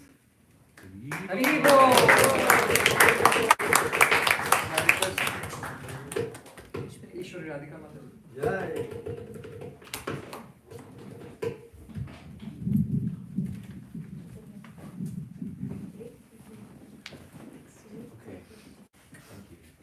Hare Krishna. So, when Krishna spoke about candle lighting, so I was reminded of a disciple of Sri Prabhupada whom I came in touch with in my hometown. So, he is basically from France, and the service that he received from Sri Prabhupada is to help Hyderabad BBT in Hyderabad. So he was there ever since, never left Hyderabad. He was always serving. There's one unique quality about him. Hyderabad BBT is known to publish books in Telugu, the local language there. He can't read, write Telugu. He barely speaks a word or two. But there are a couple of devotees under whom who translate. And he just sees the page. He has such connection with Prabhupada's books. He just followed the instruction of Shiv Prabhupada. And he just sees and I see there is a mistake here. He can just see it's through his the directions that he is receiving from his guru and from Krishna. And he says, I see there is a mistake here. And the person, whoever does the translation, she goes back, she reads that yes, there is a grammatical mistake actually, which is even very hard to find those who are experts in the language. And several times I asked him, oh, how do you do this? I said, I don't know, just it's Prabhupada's mercy, it just comes to me. So, yes, it is true, Prabhupada lit many candles, many lives he's changed. So, we'll always remember the song Jagata Kumara wrote, Yadi Prabhupada Namrita. That's something which is so true. Without Prabhupada, we would have been here. Thank you,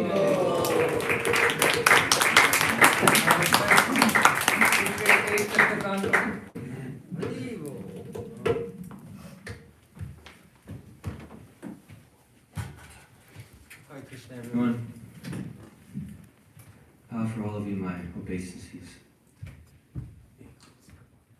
Just as Lord Krishna's appearance and disappearance in this world are all auspicious, Janma Karma Chame Divyam, so are those of his pure devotee, the spiritual master who is sent to this material world to preach the glories of the Lord. Saksha Daritvena Samasta Shastraya. Bhaktivinoda Thakur once sang, he reasons ill who says that Vaishnavas die, when thou art living still and sound. The Vaishnavas die to live, and living try to spread the holy name around. Although we naturally feel intense pangs of separation when Gurudev leaves the planet, this day is a cause for celebration. Prabhupada is still with us through his Vani, his teachings.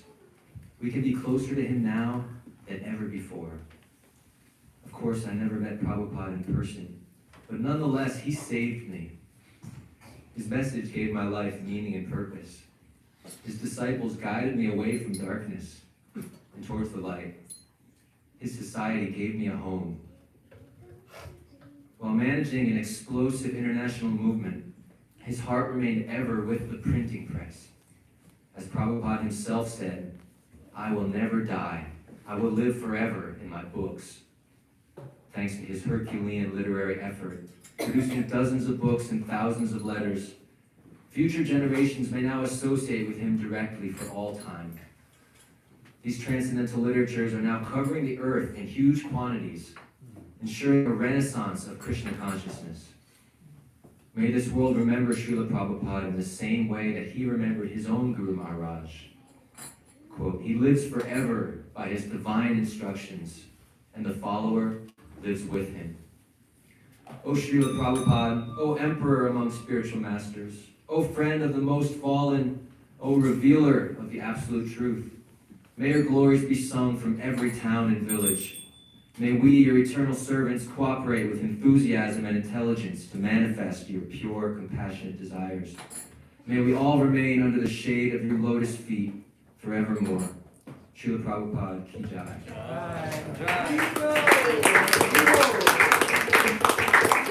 He came to Prabhu, and after that, his days go through Pran Prabhu.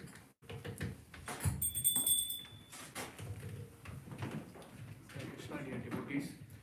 So I'd like to narrate a pastime when Srila Prabhupada was in Los Angeles. This was in the beginning years, I think.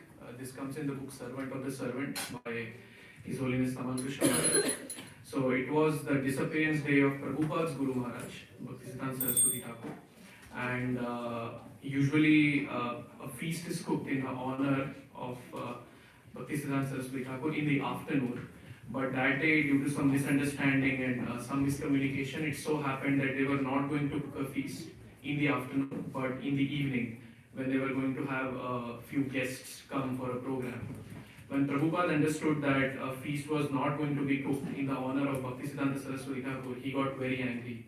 Maharaj writes in the book that he got as angry as Lord Narasimhadev. And he swiftly went into the kitchen, and just with the help of a few devotees, he cooked a 10-course feast for around 60 persons within 1 hour. So, an obvious inference from this is that we are going to have a feast today after this program, because it's the disappearance day for Param Guru. But on a deeper level, we see Prabhupada's intense desire to serve and please his Guru Maharaj. In fact, whatever he accomplished in the Hare Krishna movement, he attributes it all to the mercy of his Guru Maharaj.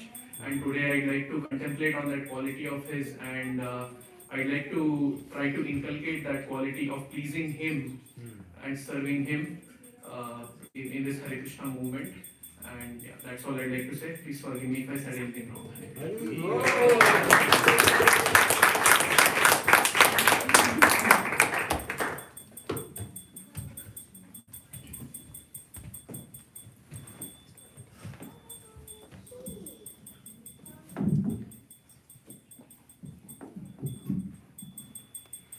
Sri Krishna, by his flute song, initiated Brahmaji into the 10-syllable Gopal Gayatri mantra. By the power of that Gopal Gayatri mantra, Brahmaji could see the whole Goloka of Vrindavan manifest in his heart. Brahmaji then expanded that Gopal Gayatri into one Veda, and then expanded that further into 4 Vedas, and then summarized the message into Chatushloki Bhagavatam, and from that composed the entire Bhagavatam. From Brahmaji down through the disciplic succession of various acharyas, each one of them furthered the cause of presenting Goloka Vrindavan to the fallen conditioned souls. Rupa Goswami wrote books about the devotional rasa of Vrindavan. Narottam Das Thakur wrote songs of the devotion of the Brajavasis. Bhakti Vinod Thakur uncovered the hidden teachings of the Gaudiya tradition and the supremacy of Vrindavan. Bhaktisiddhanta Saraswati Thakur then defeated all false propaganda and established the 64 mathas in the Vrindavan atmosphere all over India. But the position of our Srila Prabhupada is very unique in the history of Gaudiya tradition. Let's take a look at the following story from Garga Samhita to set the context. One day in Goloka Vrindavan, Lord Krishna informed Srimati Radhavani that she should now appear on earth with him, as it was time for them to perform their transcendental pastimes within the material world. Radhavani replied that unless Rajadam, the Yamuna, and Govardhan Hill were present there, she would not be very happy. Krishna then told Radhavani that she need not worry, as Rajadam, along with the Yamuna and Govardhan Hill, had already appeared on earth. In service to Radharani, Sri Krishna brought Vrindavan from Goloka to Bhuloka. And you, dear Srila Prabhupada, brought that Vrindavan from India to the rest of the world. Thank you for establishing this oasis in form of ISKCON and creating a Vrindavan atmosphere all over the world. Srila Prabhupada ki Jai.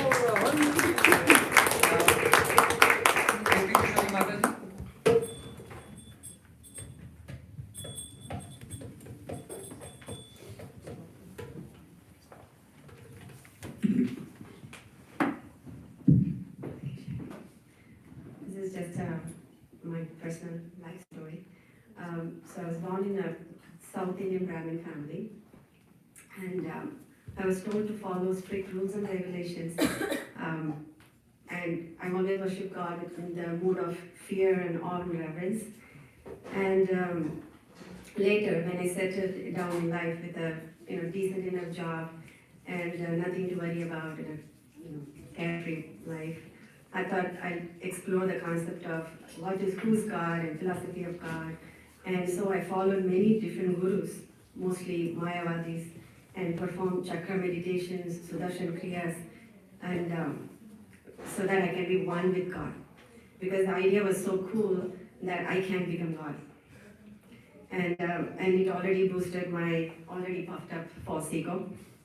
And though all along, due to my influence of my brother, who was committed to Srila Prabhupada's movement at that time, and still now, and I was chanting one round every day, but I wasn't convinced that this was the right thing for me, because of my ignorance, of course.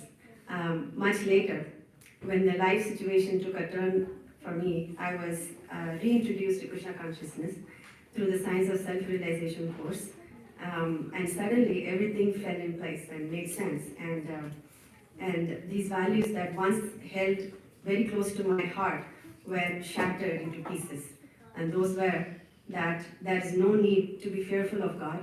Krishna is my ever-well-wishing ever-loving well-wisher, and is waiting for me to turn to him. That being a servant of Krishna is much more blissful than trying to become Krishna.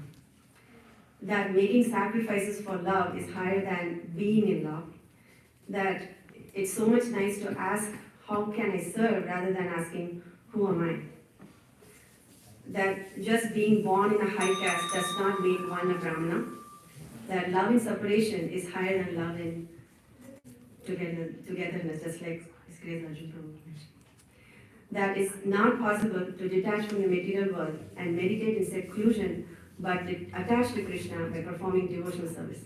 That Krishna is easily bound by devotees through love than to awe and reverence. Thank you, Srila Prabhupada, for breaking through all the misconceptions of my life and for taking me out of the miserable state of mind I was living in and putting me in touch with the devotees that you helped create throughout this world. I am forever grateful for the miraculous work you have done for the benefit of the humankind.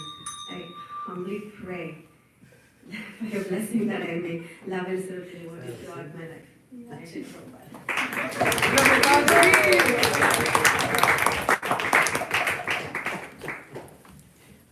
After Gaur Kumar Prabhu, Suzanne, and then Krishna Daya.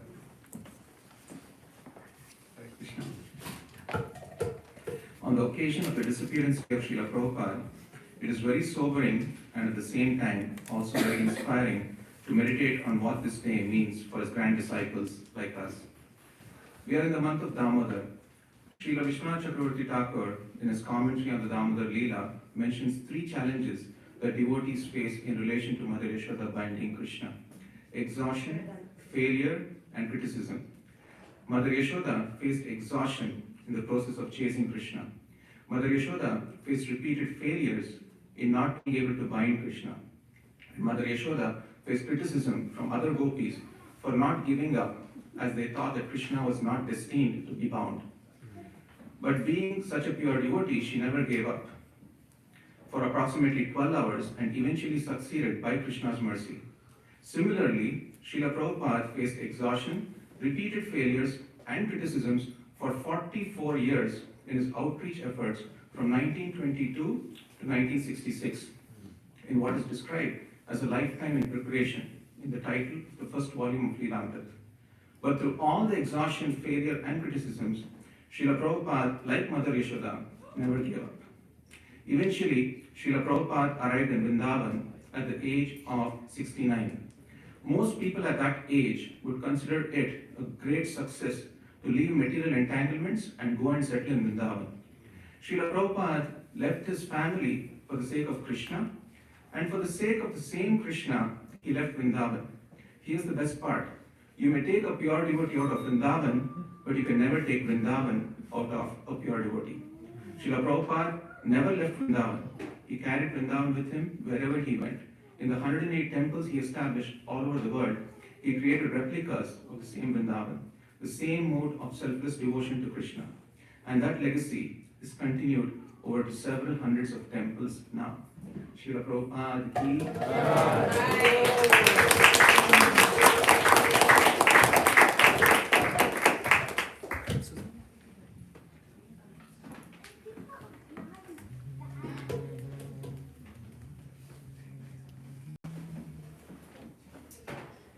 I have been at the Bhakti Center for 3 weeks now.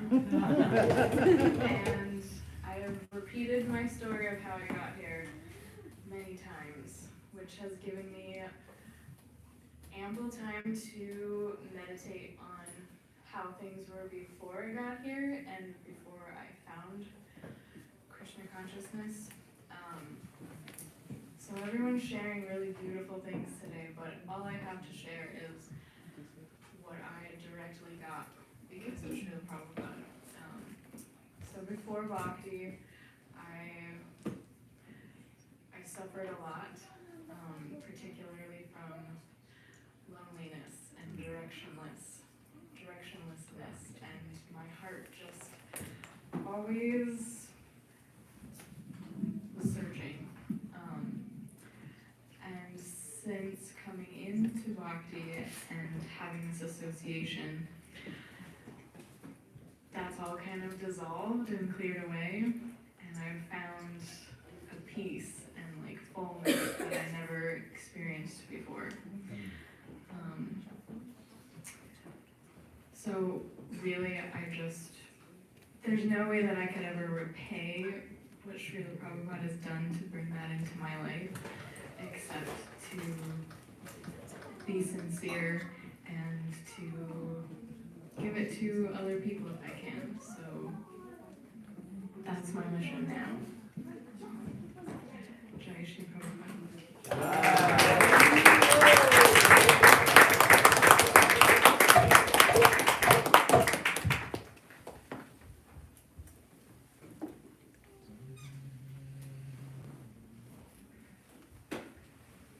Hare Krishna. I'll be just reading an extract from the purport. It's Srimad Bhagavatam 6.2.39. It's Ajamida's pastime. Srila Prabhupada is writing. This Ajamida has recovered and now is taking shelter of spiritual life again. Our Krishna conscious movement has now centers in Vrindavan and Navadvip, so that those who want to live a retired life, whether they be devotees or not, can go there and with determination give up the bodily concept of life. One is welcome to live in those holy places for the rest of his life in order to achieve the highest success by the very simple method of chanting the holy name of the Lord and taking prasad. Thus one may return home back to Godhead. We do not have a center in Haridwar, but Vrindavan and Sridham Mayapur are better for devotees than any other places. The Chaitanya Chandrodaya temple offers one a good opportunity to associate with devotees. Let us all take advantage of this opportunity. Thank you, Srila Prabhupada, for this purport. This was 50 years ago you wrote this purport, and 50 years down the line. I came to New York just 2 months ago, and then by the mercy of your grand disciples and grand disciples, I was welcomed. I was given a homely feeling to this Bhakti Center. So your purports are eternal, and then your mission is eternal. They are being carried out, the baton is being passed, just like the candles are being lit. Thank you so much for creating a home where everybody can live, Srila Prabhupada. Thank you.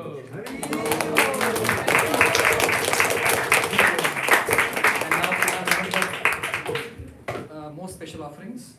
We have Arjun and Naveen Krishna, and then Dhriti. So, Arjun, come. you wanna sit here? You wanna stand?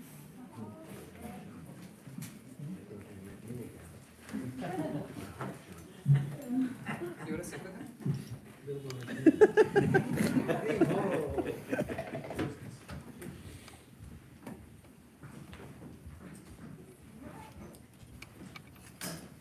A.C. Bhaktivedanta Swami Srila Prabhupada is the reason we all are here. He risks everything, his life, his family, his his material wealth and his life. If he sacrificed his comforts for future generations to go on forward. I learned from him that and nobody can show a limit to helping others.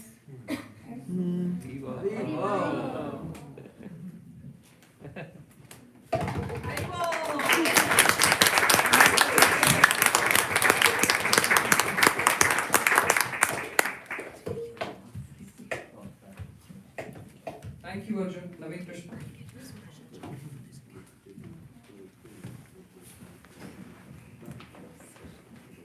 Hare Krishna. As we all know, we're here to celebrate our great leader, Srila Prabhupada. So, Srila Prabhupada was our spiritual leader who pushed us in the right direction of spiritual enlightenment. He, like Arjun said, he risked everything he had just to satisfy his spiritual master.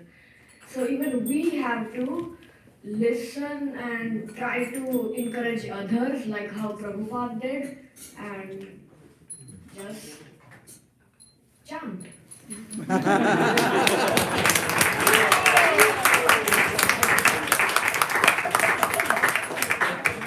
So now the last offering, The youngest of us. offering by the youngest member.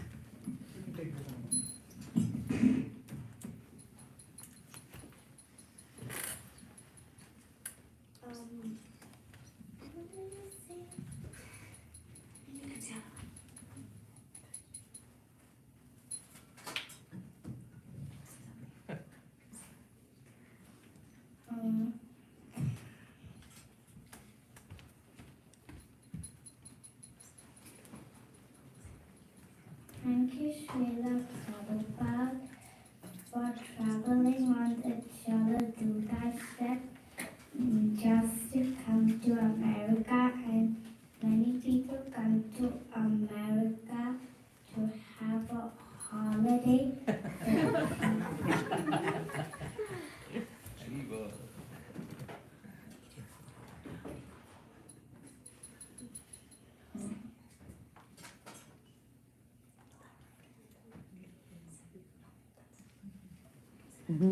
Haribo!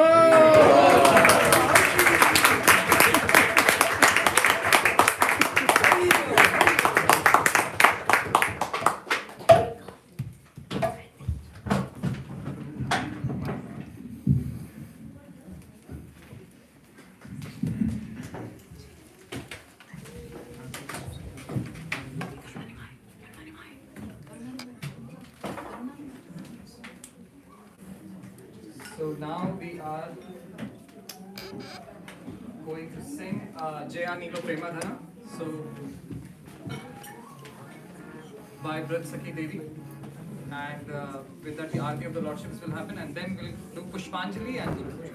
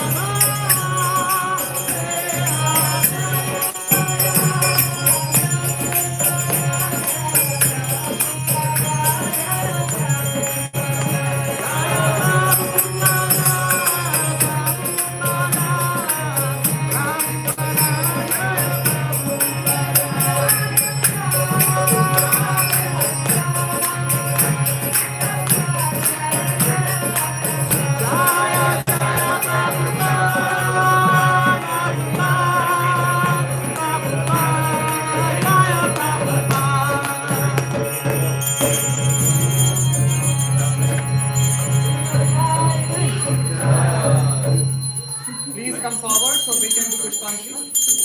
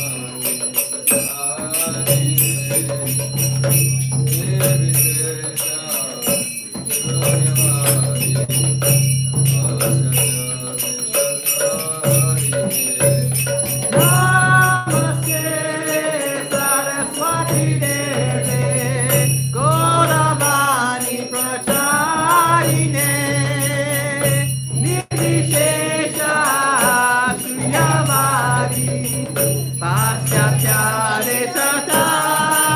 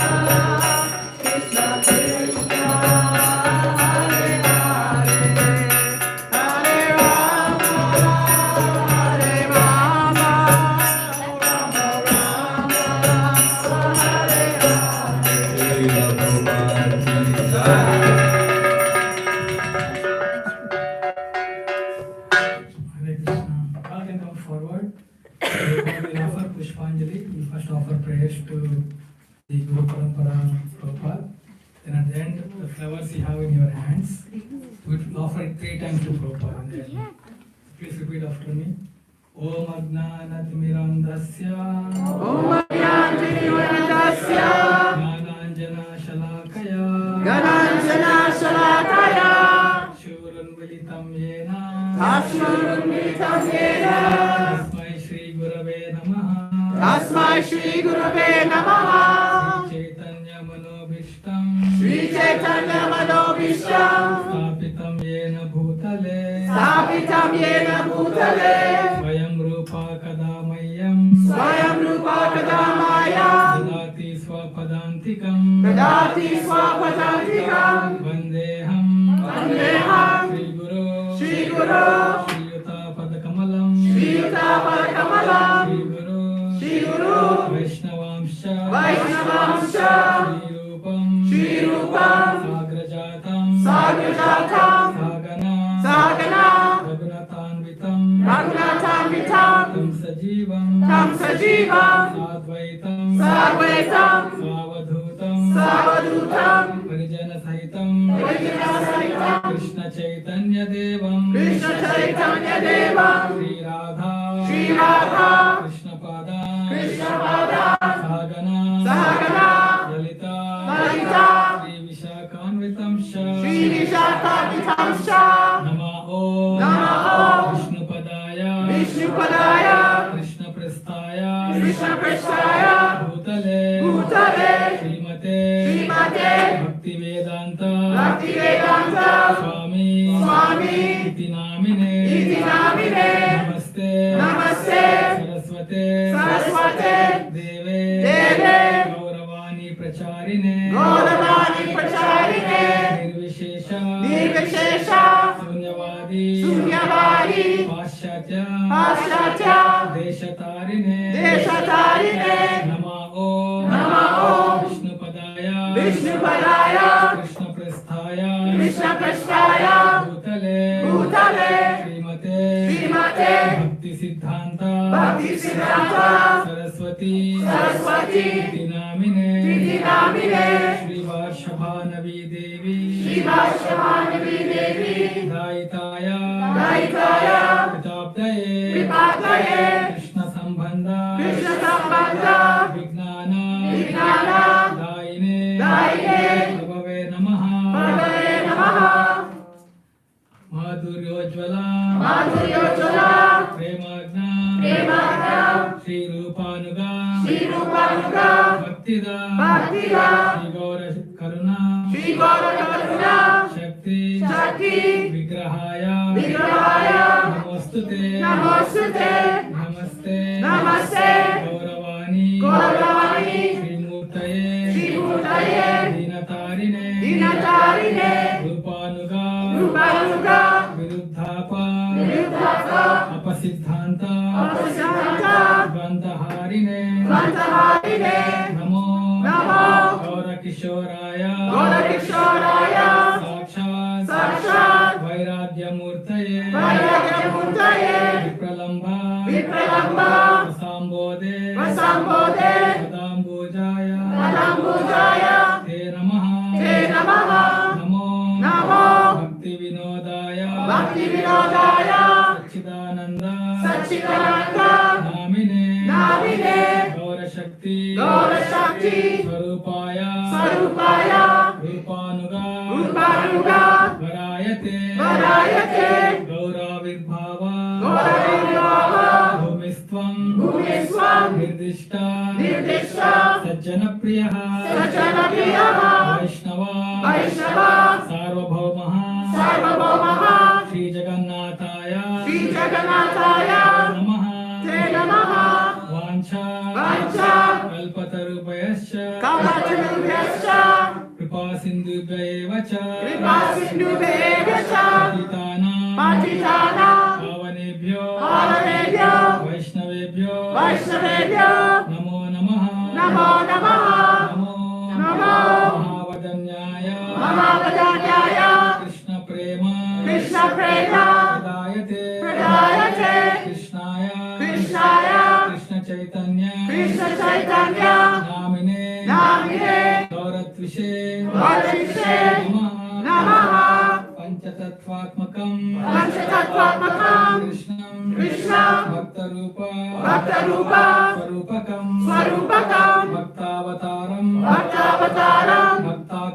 Bhaktakyam Namami Bhakta Shaktikam He Krishna Karuna Sindhu Deenabandhu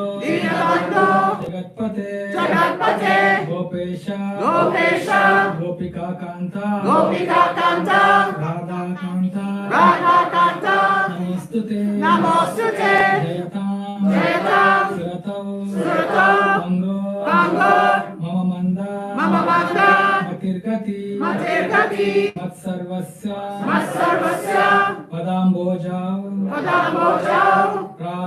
Radha Madana Mohano Divya Vrindaranya Kalpa Drumadaha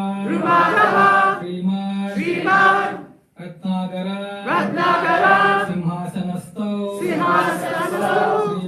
Srimad Radha Srila Govinda Devo Krishtalibi Sevyamano Smarami Sriman Rasarasarambi Vamshivata Tatastitaha Karshan Venu Swaner Gopi Gopinatha Shreyastunaha Taptakanchana Gaurangi Radhe Vrindavaneshwari Vrishabhanu Devi Pranamami Haripriye Jaya Sri Krishna Chaitanya Prabhu Nityananda Sri Advaita Gadadhara Shivasadi Gaura Bhakta Vrinda Hare Krishna Krishna Krishna Hare Rama Hare Rama Rama Hare Nama Vishnupadaya Krishna Prasthaya Bhutale Srimate Bhaktivedanta Swami Iti Namine Namaste Saraswati Deve Gauravani Pracharine Nirvishesha Sunyavadi Paschatya Desa Tarine Esha Pushpanjali Divine Grace Sri Bhaktivedanta Swami Srila Prabhupada Ki Jai.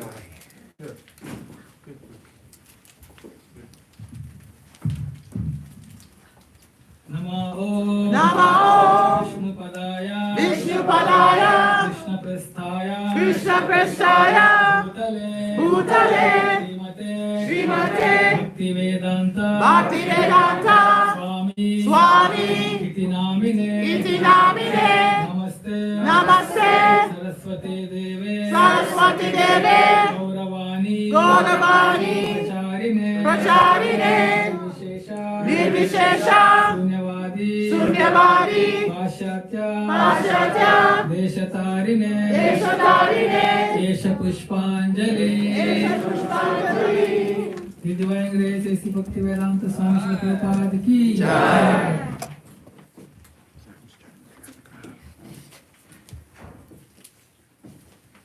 Namo Vishnupadaya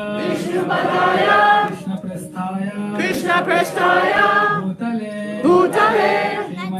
Srimate Bhaktivedanta Swami Iti Namine Namaste Saraswati Deve Gauravani प्रचारिणे निर्विशेष शून्यवादी पाश्चात्य देशतारिणे पुष्पांजलि दिव्यांग श्री पृथ्वीराज प्रभुपाद की जय।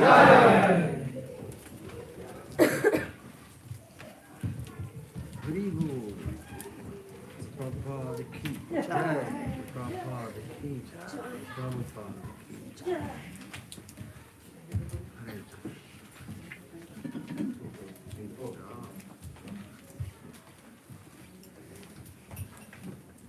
Jai Prabhupada, Jaya Prabhupada, Prabhupada, Jai Prabhupada, Jai Prabhupada, Jaya Prabhupada, Jaya Prabhupada, Prabhupada, Jai Prabhupada, Jai Srila Prabhupada, Jai Prabhupada, Jaya Prabhupada, Prabhupada, Jai Srila Prabhupada. Jai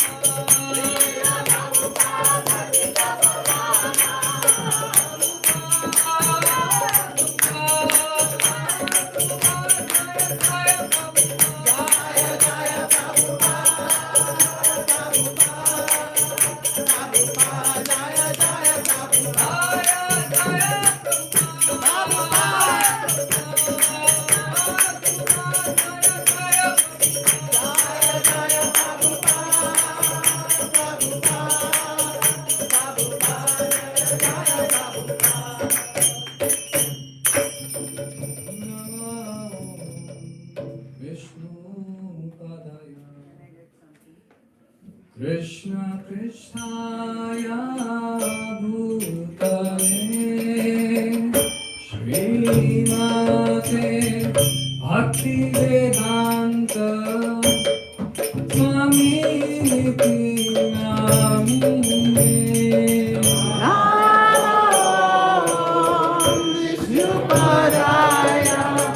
Krishna Krishna Bhutale Krishna Bhakti Vedanta Swami Niti Namine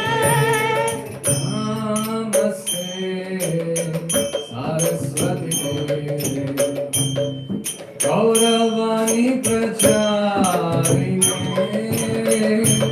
Nirvishesha Shunyavadi Pashatya Deshakarine Namaste Saraswati Devi Gauravani Pracharine Nirvishesha Suryavadi Paschatya Deshakarine Shri Krishna Chaitanya Prabhu Nityananda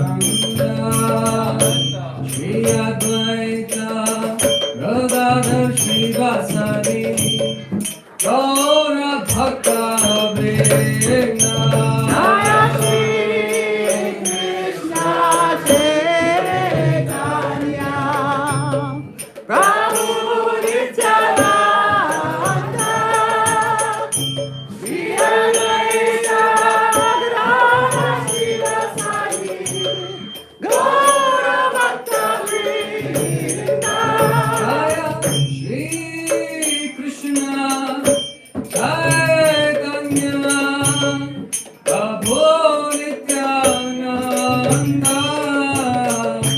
Shri Advaita Gadadhar Srivasadi Gaura Bhakta Vrinda Jaya Shri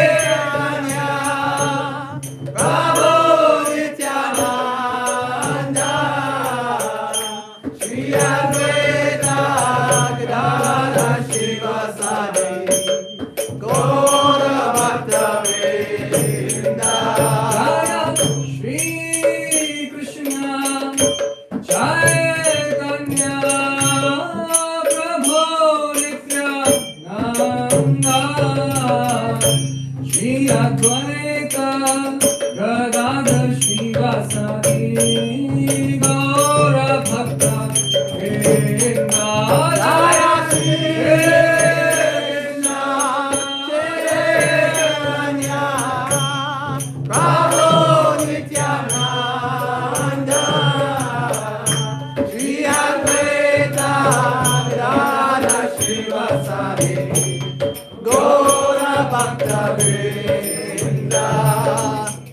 Hare Krishna Hare Krishna Krishna Krishna Hare Hare Hare Rama Hare Rama Rama Rama Hare Hare Hare Krishna Krishna Krishna Hare Hare Hare Rama Rama Rama Hare Hare Hare Krishna Hare Krishna Krishna Krishna Hare Hare Hare Rama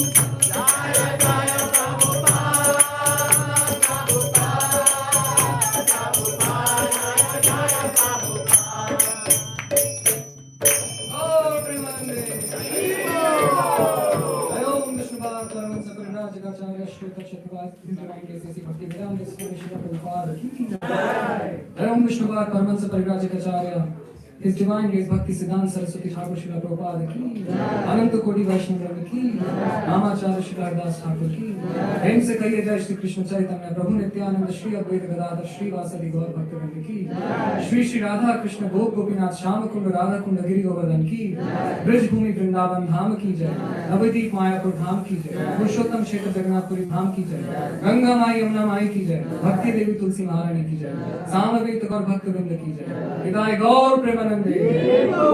His Divine Grace A.C. Bhaktivedanta Swami Durubhav Mahamotsav ki, all glories to the assembled devotees, all glories to the assembled devotees, all glories to the assembled devotees, all glories to Shri Guru and Shri Gauranga. Hare Krishna. Thank you so much for joining us. Prasadam is being served in the back. Please join us for Prasadam.